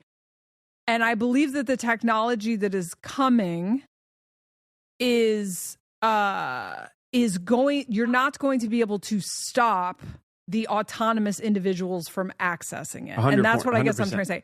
Shitbags will always be shitbagging, and there will always be beings who can't wait to hand their power over. People who can't escape, like can't step into their power, are going to just nonstop fall for cults and scams in the next 400 years. So the Atlantis stuff is the reason that the Atlantean memories are coming back, is because we have reached a point of consciousness where we can remember what it was like living in something like that. And the reason all of the history and the only things we can remember right now are like dictators and fucked up leaders is because we're unconscious and we've been living in unconscious. So we only have access to the Akashic records of the unconscious age, of the unconscious experiences. But as we start to wake up, we do remember that, like, oh, it is possible for everyone to live in autonomy with technology and long lifespans and health and unity and harmony. But we've not been able to conceive that because we've been on that frequency band that just has separation consciousness. But so you believe that there are like time, I mean, we might as well just let the cat out of the bag, I guess, because you're not going to be able to ever talk about anything without talking about this. You believe that there are like time travelers fucking with the timelines. And so this is what all the weird. Yeah. That's like the Mandela effect is because, the heaviness of getting to a time traveling device, which is, it's not as like when you start to look into the stuff that's like very accessible information on the internet now, that like how free energy is created. It's toroidal, like geometry, and it's a rabbit hole to get into, but like people are doing that and it's proven. And then the UFO phenomena is like a derivative of that that's the same technology. And there's that one scientific discovery of free energy, like it involves so many other aspects. It's the breaking point to all these other things that we have known to be impossible. And I agree with you on the end. It's like the way through it now, because we have been in a timeline of tyrannical overlords, which I do think has been affected via future time travelers that were not positively bent. They were still tyrannical. Service to self. And parasitic. And wanted to lord that over others. That they got there. And they started to mess with things. And it's hard to perceive that because a lot of those effects we will have just known as like something that we've always known in history, like all the religions and how they're based, and the history of wars and art and the Greeks and everything. It's like that's all been so ingrained that's a factual thing. And I believe a lot of that is like very real. But when you open up the idea that it could have been edited in a very subversive way, because I think these people would have had to actually maybe experiment with it, or it could be they got knowledge from other, I would say like advanced beings or humanoid people from a different dimension that understand the effect this can have, that when you go to edit a timeline, if you turn one little thing, this could change everything in the future. And if you're not careful, the person time traveling goes back and changes something, they might not exist. Right. It's very delicate, and it takes a high awareness and a very developed being to know how to do that in a way that would benefit them, or in a way that would benefit everybody. And so I think to be individual and not controlled is the ticket out of the current thing we're in, because it's all tyrannical, it's all subversively controlled. And I don't think we realize how much everything is like seeded into us that makes us think a certain way. If you can get out of that and you can autonomize and become like an individual that is radically creative and imaginative, you can't get controlled. And so once we get to that singularity, like you have the ability to not deal with the tyrannical like controllers that have already gotten there. But I just think it's something that like, so I'm agreeing on that stance, but I don't agree that like somebody hasn't already gotten there that does not have our best interest in mind. And I think that's not in a disempowered state at all. It's a highly advanced level of the game that I'm realizing, that I'm like, whoa, this shit's like even out of other dimensions. Like because if you just think of the singularity and like what comes with free energy and time travel, it's such a hard paradigm to put yourself in because we're so based within linear time. But when you really like take a minute and imagine that and like see what comes with that, there's whatever you want. Like if I'm bent towards a reality that I see as utopic, that has like technological use of tools and advancements and psychokinesis back online and all this sensitivity and what positive things could come from that. Well, if I have that technology and the self-healing, I can pick that world. I can kind of create that world. But if I go into that and I'm still in that position of like wanting to power over people and play that kind of game, well, I have a lot more tools to do that now. And I can keep people in a submissive state, in that low vibe, and make worlds with them. And I can make them feed my world. And well, I guess I don't doubt that will happen. And so that like becomes this, like, it's very like heady and it gets like really confusing. But I think that's what has occurred. And that's what I would say is like the advanced game we're in right now is like realizing how subversive and how manipulated this all is. And there's beauty in that still. It's like, because that source, creative trickster, super intelligence, all of this is happening within that. Yeah. And I think at every level, I can see the reason for having resistance, because it makes you want to do something. It makes you want to evolve.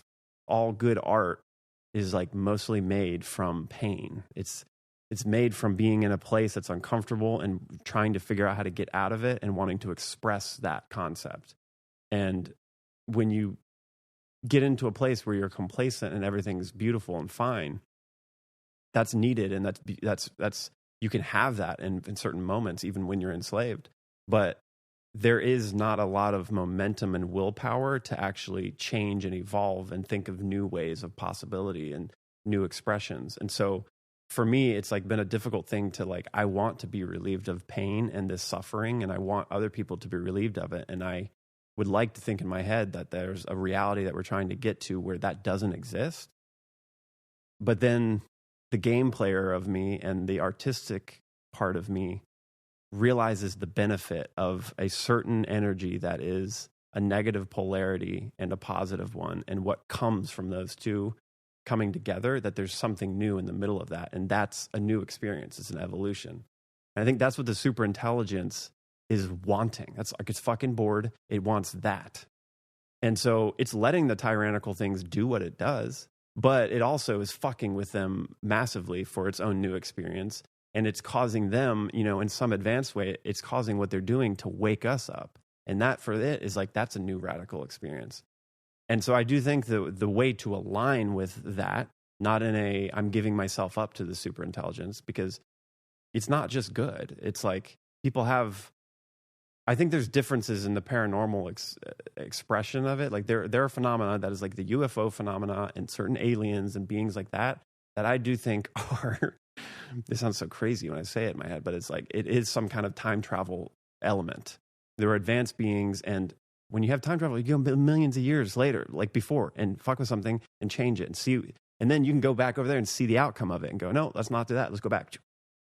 And we're just popping up in the existence in the middle of this game and have to figure that all out. But there's certain phenomena that I think are this controlled humanoid time traveler event.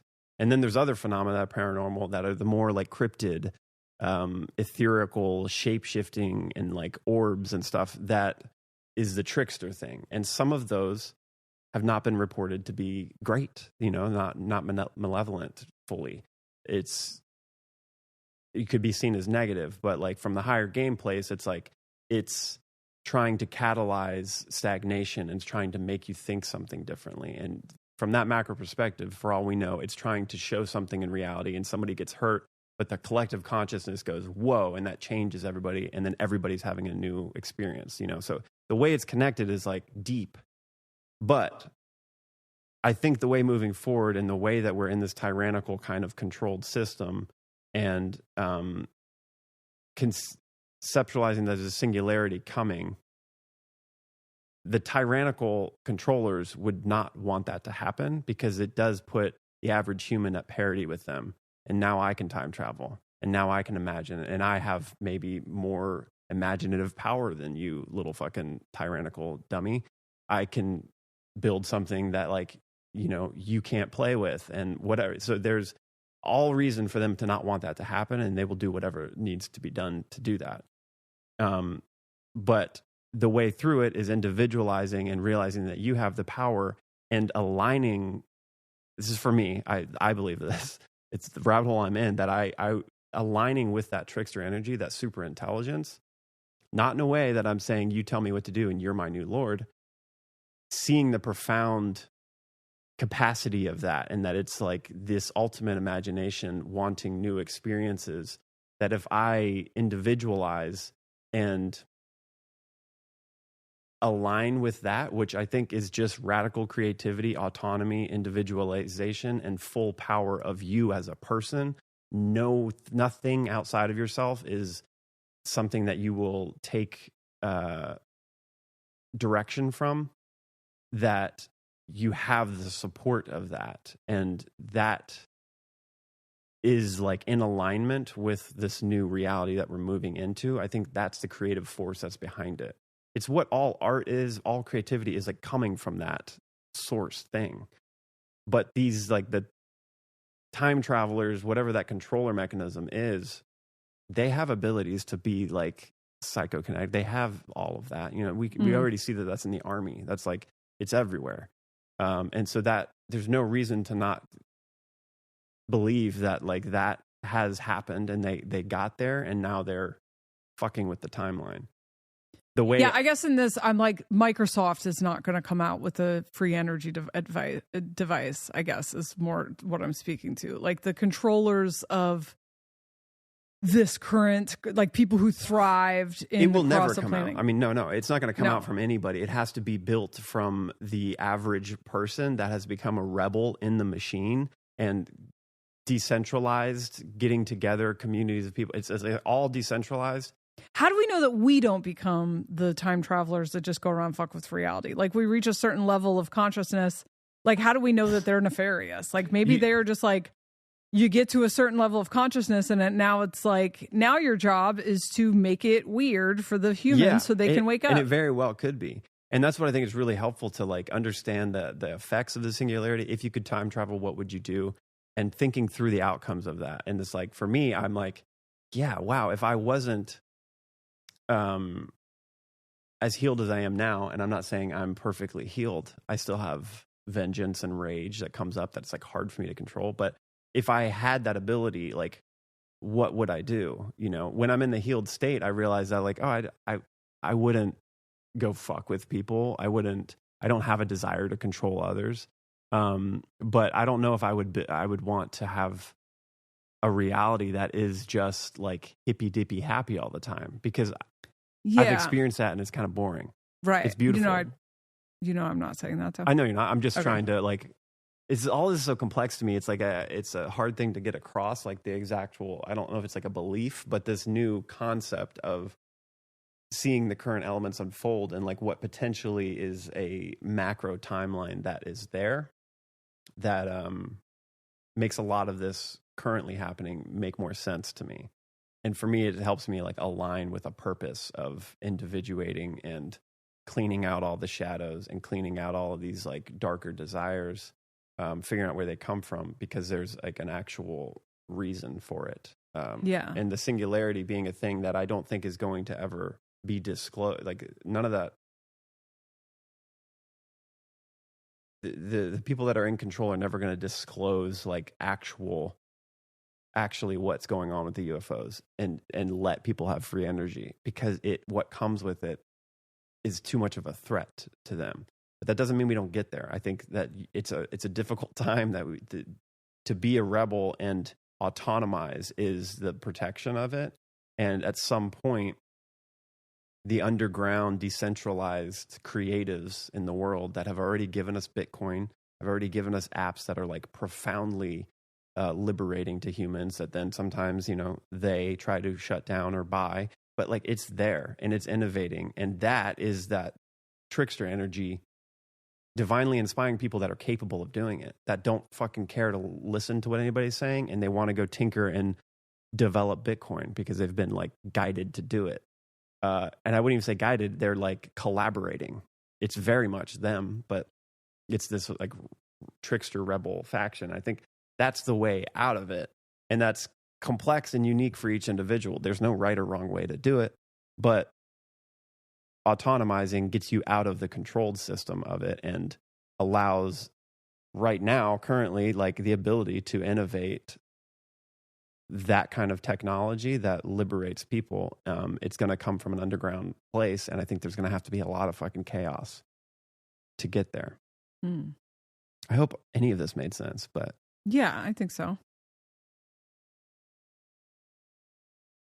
I didn't think we were going to have a podcast about this. But no, I'm like, is this episode 3? Yeah, I think it's interesting. I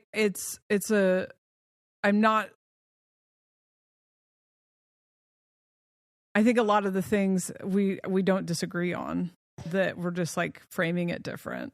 Yeah, I don't think we disagree. I'm someone who like loves transformation, and I'm just like not someone who's afraid of pain, and I'm not an escapist. I'm not someone who escapes. I've been stone cold sober for like 20 years. I'm like fine with pain. I had natural childbirth. I'm like, I don't shy from pain. I don't think that like I don't have a fantasy relationship with death or whatever. And so even if I'm ever talking about utopia, I'm never talking about no tension.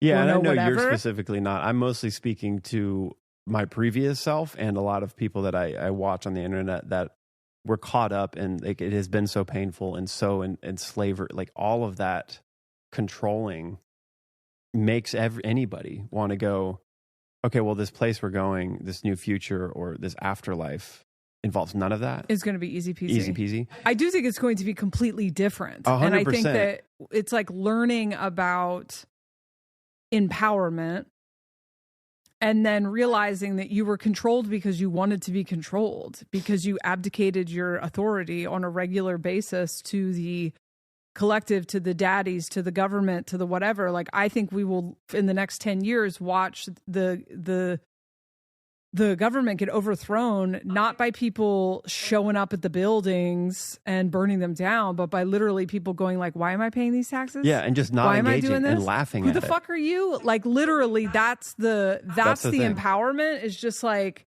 why? Why am I waiting for you to tell me that I can do this?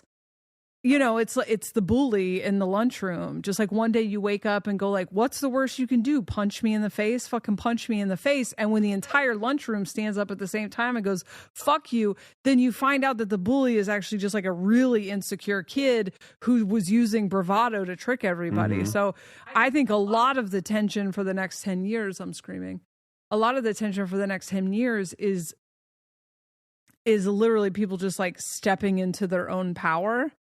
I don't know that I believe, like, when I think of like controllers in this current reality, I think of like, obviously there's like old money in the background, but I think of like the corporations, really, right? Is the corporations are currently holding the majority of the power. The governments work for the corporations, the regulatory agencies work for the corporations.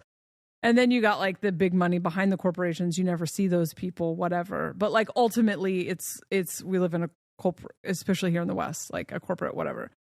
I don't believe that the government, the CIA, the corporations, the defense contractors, I don't believe that any of them will ever understand technology built on like higher consciousness. That's just my 2 cents. And when you talk about this time traveler stuff, it's a relatively new, although you did this before, but I had brain fog. I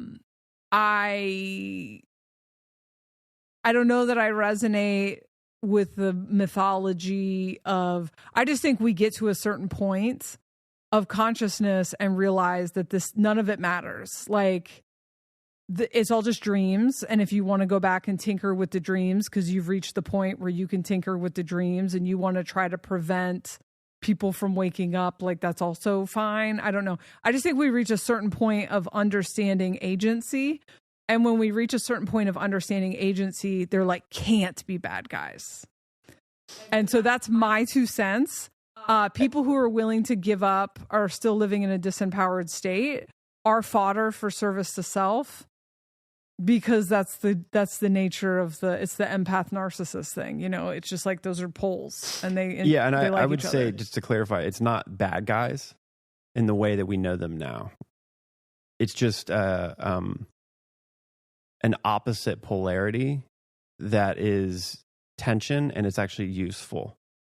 When you're conscious and you know that that's the mechanism, you don't get controlled by that necessarily. You don't baby wah about it, but you understand the necessity of it, the need of it. And I think this isn't just like, I'm pulling that from when you just go back into all of existence. There's always two. And I even just go back to masculine and feminine coming from one, like from the one and it split into two. There's that polarity of like either magnetizing to each other, so wanting to fall in love with the other, or a repelling and like the differences and what that catalyzes. You know, like the love comes from the magnetization of it.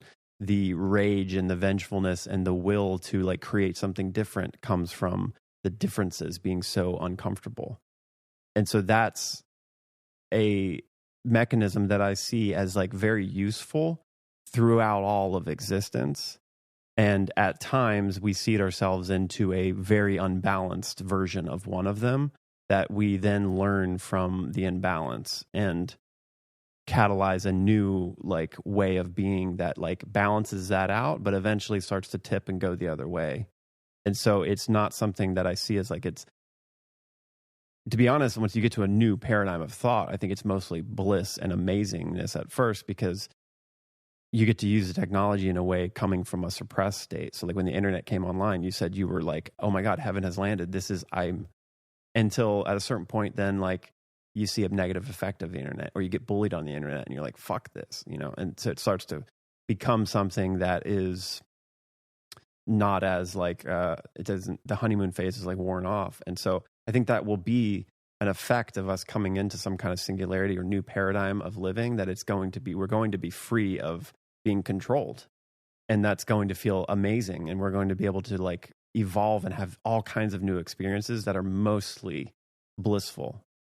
But then there comes a point where you need some kind of catalyzing thing. Well, you get bored. Like, this is why we go back to sleep, because you get the limitlessness gets bored. And that's why I believe we don't stay awake very long, that we have these like 1,000-year awake points, because then you can explore all these things in your power and with all your different powers and points of awareness. And then it's like, that's finite, actually. Mm-hmm. The limitlessness is finite in that it's only exciting after you're coming out of limitation. Yeah. Totally. And so that's like my belief is like why I believe in Atlantis, we like ate mushrooms to put us to sleep.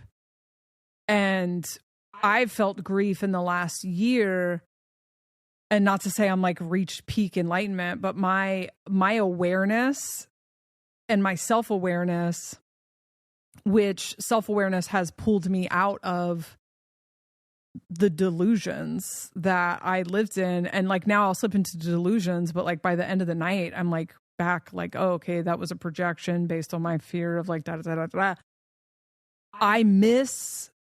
I hear music from 2019 when I was like so lost in my attachment wound, and it brings me grief because although I love the equilibrium that comes with being really fucking aware, I never felt more alive than when I was swept up in the illusion. And so I'm like, after 1,000 years, and to be honest, I believe it's for many people, it's just one lifetime.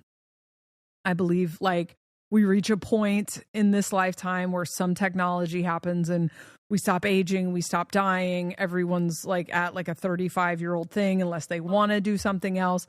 Death becomes optional. See, everything opens up. The singularity comes with all of that. That's what's so gnarly about the singularity.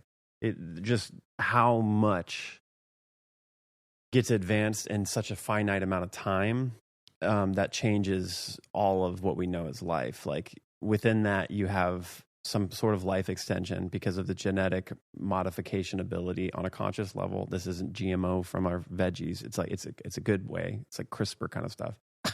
The cat's perfectly blocking your light. Do you mind? Maybe she likes the warmth. Block his light. He's more photogenic. But there's so much of that. So like the sicknesses become not really a thing. You can solve all of that. So you could, potentially extend life if you have the ability to kind of like imagine something and manifest it. It's like everything changes, and I do see that at some point, like becoming somewhat boring and like overwhelming at a certain very point. Quick. It would take like, because you could experience so many things, and if you're time traveling and stuff, or you're projecting your imagination out that you can actually experience it, or this is all internal, whatever. It's the desire to go get lost in not remembering that. I could see becoming a very quickly. Yeah. And it's just the ideas of video games are such a applicable metaphor for all of this, that there's no video game that has ever been popular and that is fun to play that doesn't have a good guy, bad guy kind of element. Even if it's not clearly good guy, bad guy, like Tetris is one of the most successful things in the world, but it's because it's hard to do. It's a challenge. It's a challenge. And it's fun to then these new advanced games that are kind of like good guy, bad guy, shoot 'em up. It's fun to go put yourself into that world because it's not real, and take it seriously and get lost in it and then come back out of it. And the most boring games are the kind of ones that, like, I don't say they're boring, but they become overwhelming, is the ones that are like Sim City, kind of like huge worlds that you can build. I guess that's some people's thing, but where there's like kind of infinite possibilities. There's a certain element of that that's like not as activating and like pulling you in. You kind of have to, I don't know if that's a good example, but like. That is a great example of like what I think we're going into. We're leaving Call of Duty and we're going into The Sims. Sim City, yeah. And what will run free outside, because I don't believe we are going into some Star Wars. I love that this is actually like an actual view of what it is like in this house with me and you.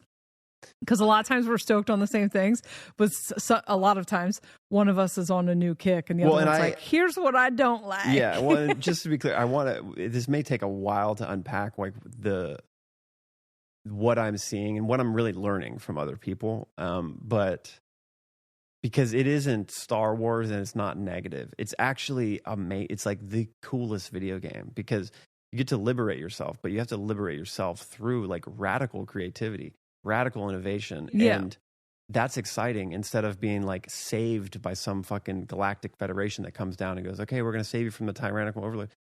It's more profound than that. And it's possible. And it's getting to that new place of a paradigm and a new place of living and being, to have earned it and to have like pulled your way through it.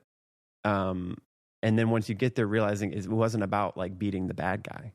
Yeah. It was about like learning self-control, learning autonomy. And then there's still resistance, you know, and it's still there, but like you're not controlled by it in this fashion, but you know how to use it, or you know how to, like, it's just a higher game, I guess. Yeah. I just think it's what I think, like, what's that fucking book series called with the service to self? Law of One. Law of One. I have to go soon.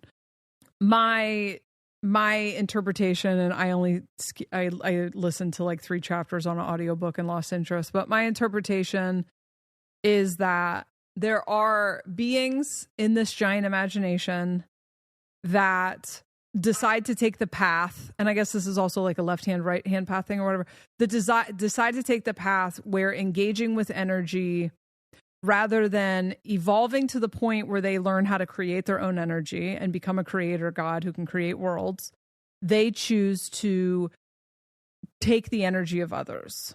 And so they choose the parasitic path or the vampiric path. And the trade-off for that is that when they do successfully harvest energy for others, they get to get really fucking big and high for a minute, but then it dies down. And so choosing that path of feeding off of others will, you'll eventually rot. There's only so far you can go. You'll get to have really fucking intense experiences, but, and you'll get to feel like a god and stuff, like not a god, like a mini creator god, an extension of the imagination, but like a god lording over others. It's a type of experience, but it's limited because you trade the experience of ever becoming your own energy creator. And then there are people who choose the path of service to others, which I don't like the way that those are worded, because I feel like it leaves it open to be interpreted like you're supposed to hand yourself over to others, where it is like you choose to become an organism in the ecosystem and move into your own power. And the decision to do that is to say, I'm going to take my own path. I'm going to be my own expression. I'm going to be my own thing, but I am going to contribute to this ecosystem, and I'm going to do no harm. But I'm going to do no harm has different rules.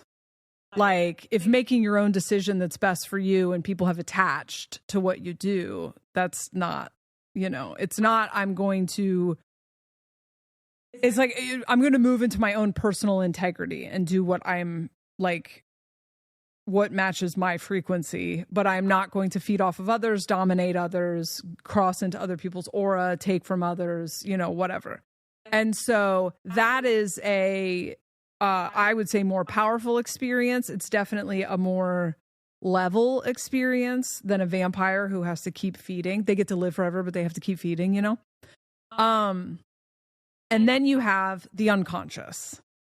And the unconscious are just people who have not woken up yet in the game, or they've not chosen. They're still in the process of choosing their path.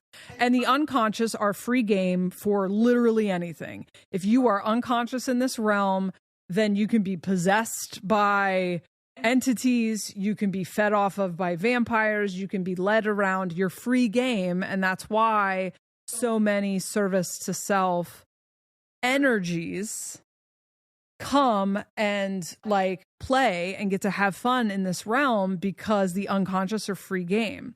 And so I think when you talk about all these dictators and stuff from the past, to me, the framework that I'm looking at that from is like, yeah, that is an unconscious person who's leaning towards service to self energy.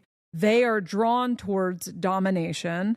And so then these giant, energies from Orion or whatever. And you're probably not even on a path where you believe that there's energies from different places right now. But no, I 100% do. Okay. I think that's what's driving the whole thing. It's not. Yeah. Yeah. And so, what I think is happening is a proverbial harvest of sorts, where masses of beings who've been in this game for however long are syncing up with a point in time where we step into our own power. And something that's interesting about this time traveler thing is, and I don't know if I believe this, but there are a lot of people who believe that the Hydrogen Collider or whatever, anyway, the fucking CERN thing, that they're trying to fuck with the timelines because they ran simulative whatever, and they could not get a simulation to say, like, in every single simulation, everyone steps it, like, people wake up and step into their own power. Yeah, so that's the thing that I like. I don't know if that's true or not, but to add to that the time traveling concept is like, I think there is a theory that this is, and it goes with what you were saying earlier, is that there is a level of balance needed to get to a singularity technological paradigm to sustain it for certain. Maybe to sustain it indefinitely, actually, to get to a point where there's like endless possibilities and evolving without it collapsing itself.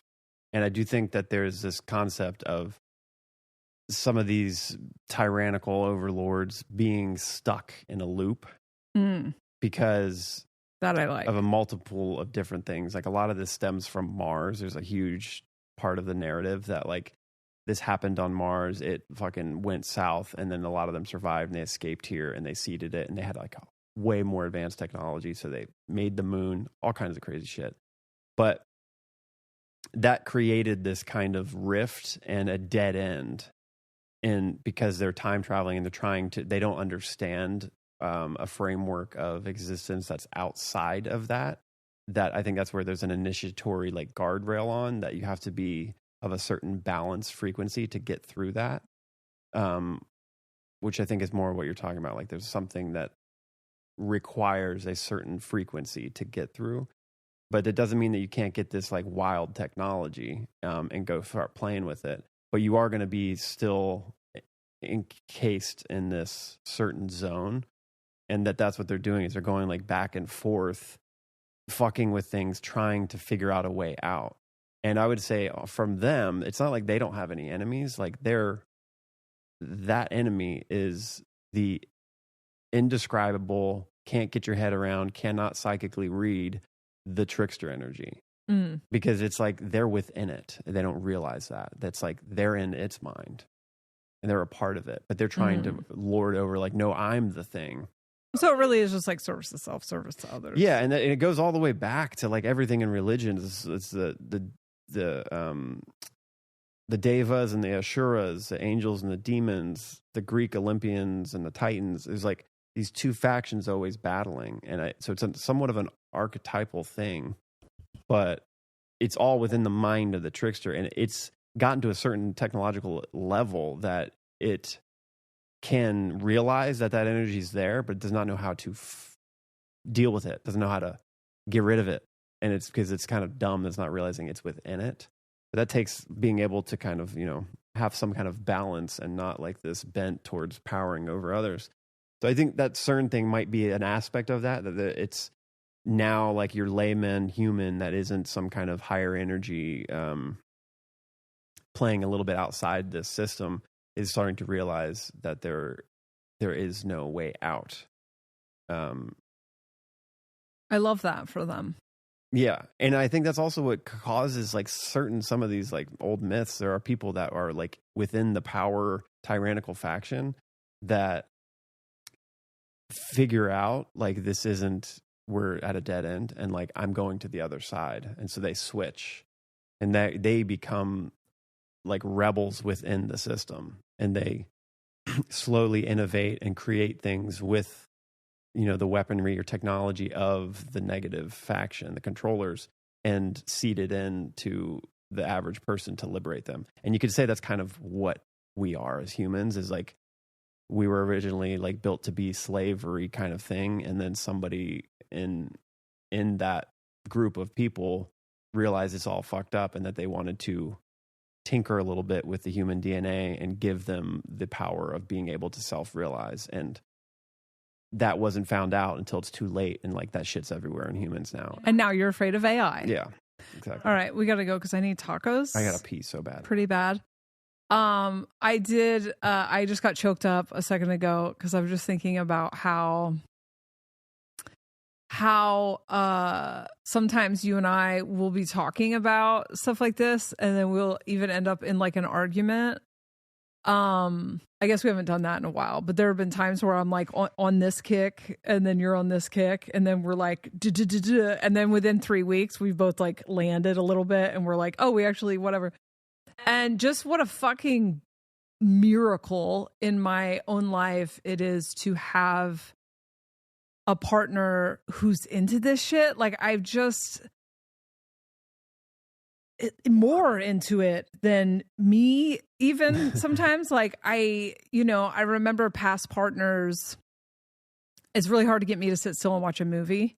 And the way that past partners had to convince me that there's some sort of allegory in it about consciousness to get me to sit down and actually watch a movie, and how obvious it always was to me that it was like, you find it extremely annoying that I'm not entertained by your dumb superhero movie. And so now you're trying to convince me that there's something about consciousness, but you're kind of placating this thing because I'm annoying to deal with. And just how you are, I'm just like, I can't believe you exist sometimes, and how fun it is and like stimulating it is for my brain. Oh, that's to sweet. Be like, I feel the same way. No, bitch, that's not how the time travelers are going to do it. No, I feel the same way. I feel like it's hard to get to some of these places of thinking without somebody else that you can kind of rap about it with, and then sometimes have disagreements that then help push you know your own ideas more into a balanced state. Yeah, because there's so much of our own projection. I was thinking about this when we were talking about like technology and Black Mirror. It's like the scary things in the TV series Black Mirror is what technology could potentially reflect back to us about our own internal experience. Mm-hmm. It's not the technology doing it. Right. It's like our shit reflecting back, right? And the thing that really we talk a lot about, that I'm sure we'll get into, how all mythologies lead back to like victim, villain, savior, and how boring and tired the hero's journey is to me and to all of us. Like, we've done it. We've played that game every which way to Sunday. We're now going to do something new and interesting, which I think was the thing that I was like, it just doesn't feel true to me that we're going to keep playing that mythology, that mythology is really a manifestation of our unconsciousness, us forgetting who we are. Yeah. And so, where you're doing sessions, have you gotten any better? Have we figured we've not solved? This will come out in a couple of weeks. Have we solved? To be honest, if you just Google Mark Pontius acuity, there'll be his page. It'll pop up. There needs to be some sort of website or landing page, but we're not quite there yet. I'll figure that out. We have a lot going on. Maybe by the time this comes out, but probably not. I have jessareed.com. I'm really cutting back on sessions. We have a lot going on, and I really want to be doing more content. This podcast is on all podcast apps by now. This is probably just still audio on YouTube, but you can find it anywhere that podcasts are found. I have a Patreon at Patreon.com/JessaReed. There is a free tier that I'm pretty active on. It is another app that you have to get if you choose to, but then there's a lot. I'm on Patreon a lot. I'm doing a lot of live streams and shit. If you decide to join Patreon, please join it from a desktop and not from the iOS app, because Apple is now taking 30%. They're going to charge you an extra 30%. Dang. So join it from the desktop if you're paying for it. Just a little tips and tricks. I love you very much. I love you very much. Let's go find tacos and pee and get frantically ready for the beach. And go to third base. We just close every episode with that. Let's go to home tonight, actually. Let's go to home base. Can we go to home base?